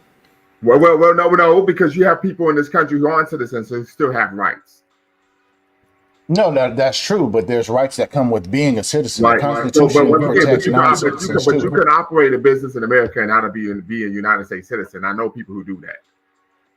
No, you can do it as, exactly. You have to get those credentials, but there's certain things that you have to be a citizen. What I stated was unencumbered. unencumbered. You can enjoy what? The pursuit of life, liberty, the pursuit of happiness, unencumbered.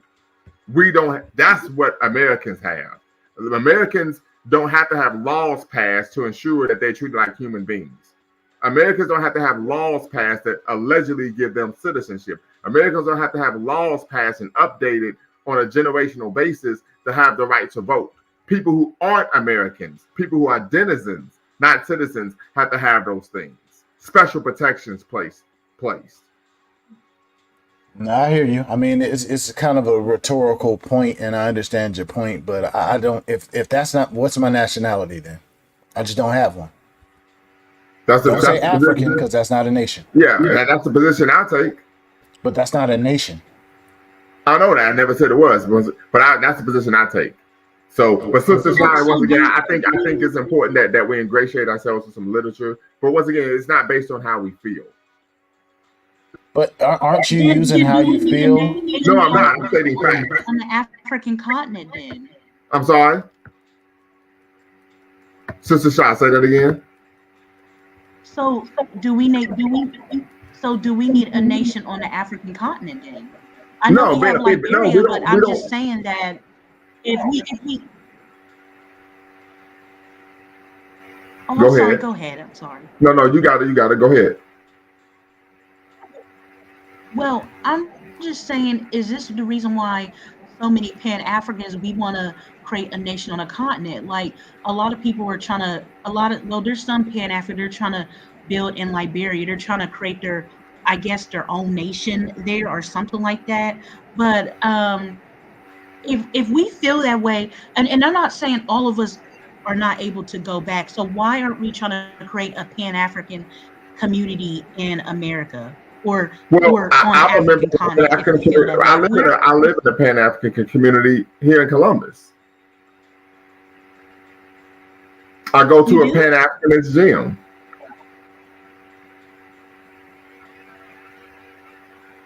What Pan-African gym? California Fitness. I used to work there. I used to work at California Fitness. I used to work out there, but I didn't think that was a Pan-African gym. Well, I mean, it was a long time ago. I'm talking about now. I mean, you're saying in terms of ownership? In terms of ownership, and then the people who frequent the not only the gym, but also in terms of the programming as well. No, in order for it to be a Pan-African gym, huh? No, I'm saying in order for it to be a Pan-African gym, it would have to be owned. It would have to be not only Pan-African or owned by an African, but the laws that it's subject to and the people the entity it pays taxes to, all that would have to be African. No. So now you're conflating, because if you are in a particular country, right, you have to pay taxes to that actual country. That's just the reality. So, for example, there are Pan-African bookstores in Chicago that I'm familiar with, right? In Philadelphia, the fact that they pay taxes to the Philadelphia city government doesn't mean that it's not a Pan-African bookstore. Yeah, you're right. You're right about that. It should be owned by them, though. It should be owned. Yes, but yes, owned, and the programming, yes, but paying tax, you can't control who you pay taxes to. If you live in a country, you got to pay taxes to the government. That's just reality. Eric B says the majority of the people on the continent will say welcome home as a Black American. I don't know about that one. I think, he might have went to Ghana or somewhere like that where they know you're coming and they kind of know the catchphrases to get you to spend money. But it's not really taught in schools for them to have that type of mentality in general. You know what I'm saying? Right. It is going to depend on where you're at, and it's going to depend on the government, right? So Thomas Sankara, when he was president of Burkina Faso, he was like, "Hey, you're my brothers and sisters. If you want to come home, you can." When Kwame Nkrumah was in office, same thing. When Julius Nyerere was in office, that was the case in Tanzania, right? So there have been governments that were Pan-Africanists in their orientation who was like, "Hey, shout out. If you want to come home, you can." And it wasn't about people spending money, right? But it's about allowing African people in the West to reprieve from right? The anti-blackness they were experiencing in the diaspora, actually repatriating. But you also have to understand that repatriation, you could be a Pan-Africanist and your focus doesn't have to be on repatriating to the continent, right? So people think that Pan-Africanism means just we want to go home, we want to go home, want to go home. That's not the case. You do not have to repatriate to be a Pan-Africanist. No, but what I'm saying is that what I'm saying is I'm not saying for everyone to go home. I'm just saying, why aren't Pan-Africans trying to create communities that are Pan-African? That's what I'm saying. And what I'm saying, that is something that is taking place. Just because you're unaware of it doesn't mean it's not happening. Okay. Well, Mufasa, I felt that way in Nigeria.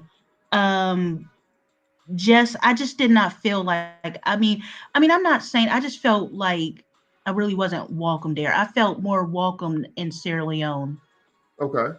I don't know if you got that feeling, Mufasa, but because I know you were there on this tour, but I just felt like it was so many of them begging for money. I just felt like I was an ATM there, but I did Oh, not hold feel on. that So way wait, in hold on, Sierra hold on, hold Leone. on. Wait.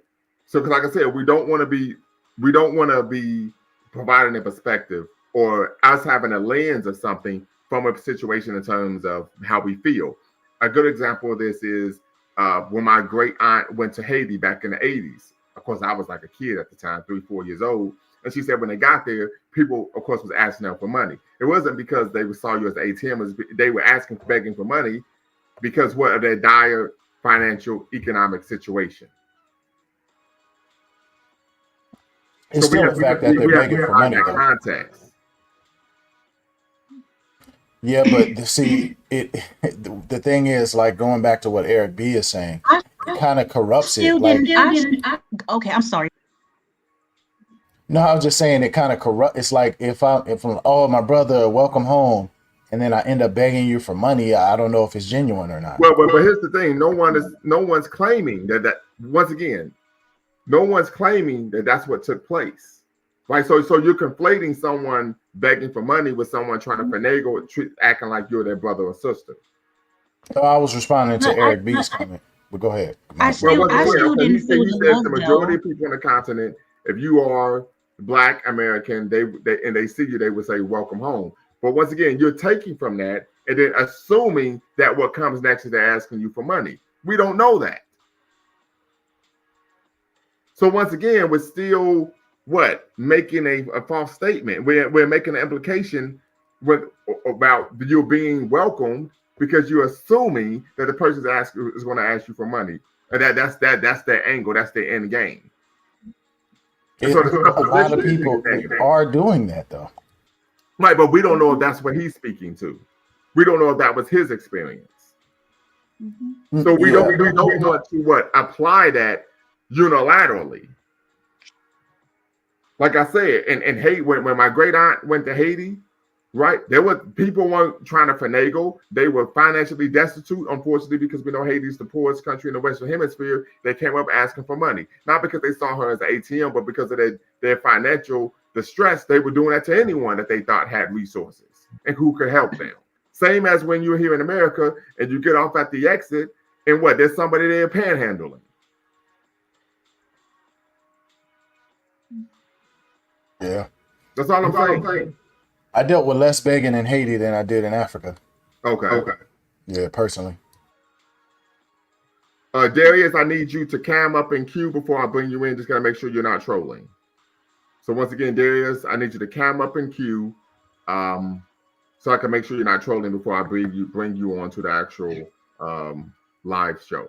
So just make sure you cam up in queue. What you was gonna say, Marie?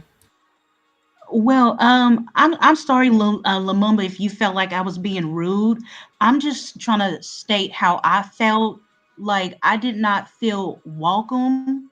Like I don't know. I just did not feel the love there. I mean, I do like Nigeria, but I'm just talking about from the majority of the people.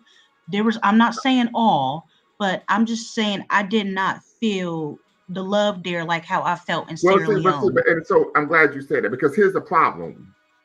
One of the problems we have is we're going to the continent and we're expecting people to embrace us. They're dealing with their own issues over there, right? So one of the things that I remember the sister said, she was on the documentary 500 Years Later. She said, when you go to the continent, don't go there.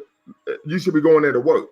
You should be going there to help solve the problems, the conditions of our people, right? Because you got people every day living sometimes in abject poverty. They ain't got no time to be running around trying to welcome somebody saying, "Hey, we're so glad you made it." They're dealing with hell on earth. I But think see, we should go there for tourism too, though. I don't think there's nothing wrong No, with going I for tourism. understand that, but what I'm saying is you have to have a understanding of the social, political, economic realities of the people who are living there, right? So, for example, where did I go? Hey, I remember I went to New Orleans when I was like 19, right? New Orleans, unfortunately, is known for having a extremely poor educational system and for what? A high level of violent crime. So I need to understand that context when I go there. But instead of showing up and then saying, "Hey, why isn't anyone welcoming me?" We have to understand that. Go ahead, okay, Mary. but some Africans, when they come to the West, they feel that way about us that we don't welcome them, and then we always calling them names and talking about their accents and stuff like that. They say the same thing when they come over here. This is So why. once again, why are we seeking to accentuate the negative? Why are we seeking to accentuate the negative? Because there are just as many instances where that doesn't take place. How do I know? Because I've never in my life had a running. Matter of fact, I'll give you an example. When I first moved to Columbus, I found the new gym. I'm working at the gym for 2 weeks. A brother from Somalia came up to me and said, "Brother, I want to know if I could talk to you. I know that you're Pan-Africanist, and there's something I need to talk to you about." And he wanted to have a conversation with me about anti-blackness and Islam. So what we tend to do is accentuate the negative, which further creates a divide amongst us and our brothers and sisters, not only on the continent but also in the Caribbean. So we're not working together wherever we are to what better our lives socially, politically, and economically. Well, I get along with all groups of people, all groups of black people, Caribbean, African here. I don't have no problem with them. I'm just stating how I felt in Nigeria. And maybe I should never said nothing because I don't know. I should never No, said all I'm anything. saying is that you have to understand the context regarding why people were coming up to you and asking for money. Is because they're impoverished. It's not because they see you as an ATM. It's because they're going to bed hungry. I remember. Well, I both of remember. them could be true at the same time, though. Wait, I'll let you Lumba. speak. Hold on. When my son was about 7 or 8, and I always had my son read the New York Times. So there was an article about what was going on in Kinshasa, DRC, Democratic Republic of the Congo, and how that some areas were so impoverished that people were eating every other day. So the man would eat on Monday, then the women on Tuesday, the man on Wednesday. My son read the article and was like, "Dang, Dad, I hope that one day I'm in a position to where I could go and help my brothers and sisters there." Right? So you have to understand the context, why this is taking place, rather than taking it personal. No, you make a strong point, and I agree with that because, like I said, I love Nigeria, and I don't think the overwhelming majority of Nigerians have bad, terrible racial politics to me. And there's a lot of self-hate there, but I can go there and still see it as a place that I love and could see myself living because I'm putting all of that into the historical context. I know why that's the case. So you're correct on that point, but it's still worthy of pointing it out, though. It's still okay for us to point this stuff out. No, You no, see what I'm right, saying? but you have to provide the context. It can't just be a solipsistic frame of reference, right? If you're going to tell the story, you have to tell the entire story. Okay, this is what took place, and then you have to provide, right, and this is why this was happening, the social, political, economic context. Yeah. I mean, I can't disagree with that. I don't disagree with That's that. important. Yeah, I don't disagree, but I still understand her point because I think if we're saying like you're saying we shouldn't go on feelings, but I know you're probably not going to say it's your feelings alone when you say that we're encumbered in our pursuit of happiness here in the US, but your feelings have to be a part of it because you have to assess how you're being treated. Part of that is how you feel about the treatment. That has to be a part of it. So we could use that same assessment when we go back to Africa. Well, and I would say, but when you go back, when you go home, or when you travel abroad, you have to have a realistic view of what's going on and an actual understanding of the social, political, and economic dynamics. And I think, unfortunately, a lot of our people don't. And they show up, and there's this expectation, though you're supposed to be embraced, and people are going to stop what they're doing and run to the airport. It's like, we're so glad you're here. And once again, we have to understand anti-blackness is ubiquitous. Right. And so they're dealing oftentimes with the same issues and sometimes even more oppressive due to neocolonialism, right, than we are here in America. So we have to put that context. We have to consider that when we are traveling abroad, connecting with brothers and sisters from other, like I remember maybe about a week or two ago, I ran into a sister. She's been thoroughly Europeanized. She's a Liberian sister who grew up in New Zealand, so she thinks she's a New Zealander. So her whole view of African people on the continent, even in America, is we're our own worst enemy. So I said, okay, I can tell that you've been colonized mentally. So I understand that. So I was like, I can't take what this person's saying seriously because they're ignorant. She's been whitewashed. So you have to have that understanding when you're having these conversations, when you're engaging with people, rather than taking what a person's saying who is ignorant and then holding it as the heaven's truth. Yeah, but that's going back to what I was saying. If a lot of them are ignorant, that's kind of what it is. Like if you go there, we could put it in context, but we still can't. Like I can't just go to Nigeria and act like I'm a Nigerian. That's something that I would have to foster, and it would take time for me to carve that position out. That position is not available for you just right now if you just show up. That's going to take some time and investment. You can't just show up there. You know what I'm saying? And that's the case in any community. How do we know? Here, I'm already American. No, but I'm saying I'm already in America. Like here, I have a place here. I don't have a place on the continent right now. I would have to create that. All right, Darius, you can turn your camera off and cue. All right, gonna bring you in.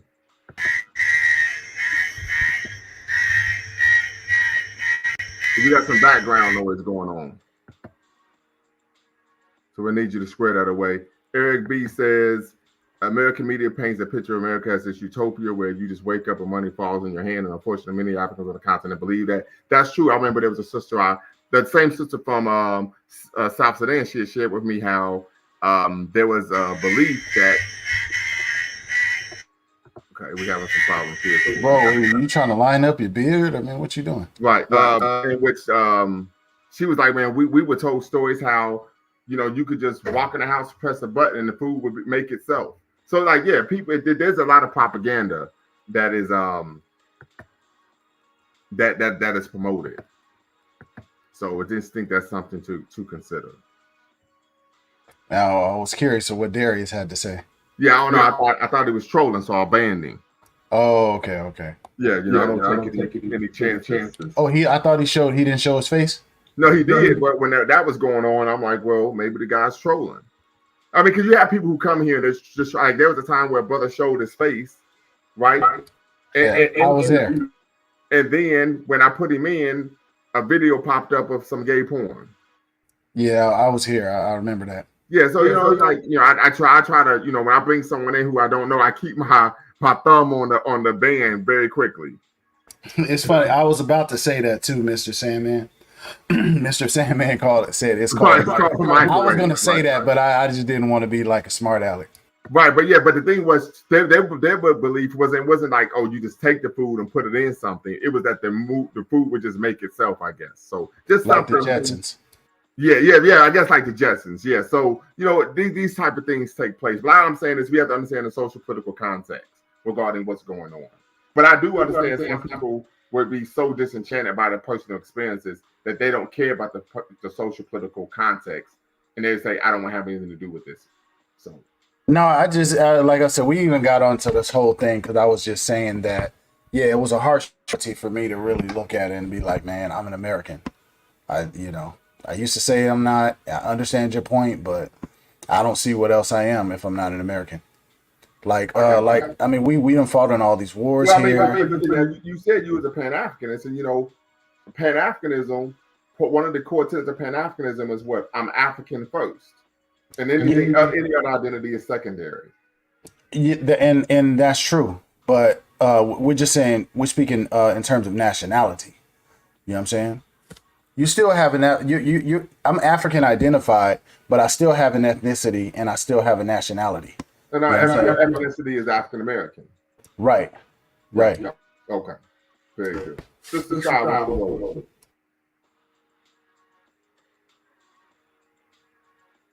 and Brother Darius, if you could tap back in like on another stream, I blocked you because I thought you were trolling, man. So we just had Why you think he was trolling? He just suspicious. yeah, because that noise that was in the background, and yeah. So if you could tap back in and maybe in another way, I don't know if I can unban somebody. Let me look and see if I can. Have you did a show on this already? The whole Are We Americans? No, I will. I will do one. Oh, matter of fact, I unbanned you, Brother Darius, so you can tap back in. So tap back in. I'm gonna put the link in the chat, and you can come back and we can hear what you have to say before we close out. But I think that's a good conversation to have, because I think when you start talk about Are We Americans, I think there's more than that. When people make that claim, there's more that comes to that than just one's nationality. So yeah, something to consider. But we will say that for a show. We probably will do that on Saturday. And just to make you all aware, on Tuesday we're going to be doing a show on queer Pan-Africanism, and it's queer Pan-Africanism. So y'all definitely make sure that you tap in, because I think that's a conversation we're going to want to have. And I'm doing some work to try to get some brothers and sisters who are members of the queer and LGBTQ community to be part of that conversation. Oh, are you in touch with any queer Pan-Africanists? Well, I had a conversation with a sister who's not a queer Pan-Africanist, but she has some students who are queer. Okay, but they're queer, but they're not necessarily queer Pan-Africanists. That is correct. But I would argue that being so once again, we're just gonna save this for Tuesday. You're not gonna get me this time. We're gonna save it for Tuesday, Mufasa. We're gonna save it for Tuesday. No, yeah, I'm interested in that. I saw that. Yeah, so we're going to save that for Tuesday. I think we're going to have a great conversation, a great show regarding that. Many people may be unaware of what queer Pan-Africanism is. And so we even part of the question that we're going to be asking is queer Pan-Africanism Pan-Africanism? Have you made it to Africa yet? No. Yeah. I've been a lot of other places, but it's like always something that comes up. I was supposed to go, but then COVID hit and. Nah, yeah, you'll make it out there. Yeah, I know. I'm trying to make it this year, to be quite honest with you. Where you want to go? I'm planning to go to Ghana. Okay. Yeah. Yeah, I like Nigeria more than Ghana. Okay.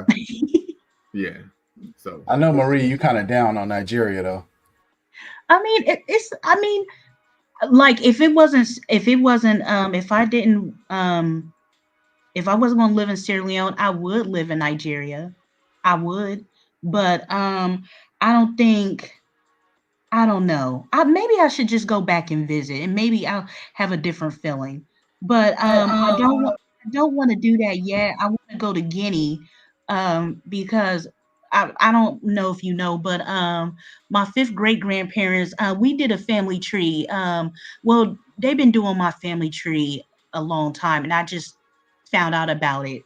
But on my dad's father's line, we found out my fifth great grandparents were born in Africa. And well, my grandmother, she was born in 1795, and she was born in Haute, Guinea. I don't know if I'm pronouncing it right. It's like a French term, and it's a region where my grandmother, where she was born, and it's Malinke land, Malinke, Mandinka, Mandingo. It's all the same thing. She was born there, and so I actually want to go to Guinea to that area just to see how it is, because my family told us that we were Mandinkas, and so I do want to go there before I go anywhere else because that's actually my lineage on my father's side. So I do want to go there, but I will make it back to Nigeria one day. But I definitely want to go to Guinea. Well, I'll go to Sierra Leone. I'm going to Sierra Leone this year, but I do want to make it to Guinea sometime soon. So You know they used to call the whole of West Africa Guinea.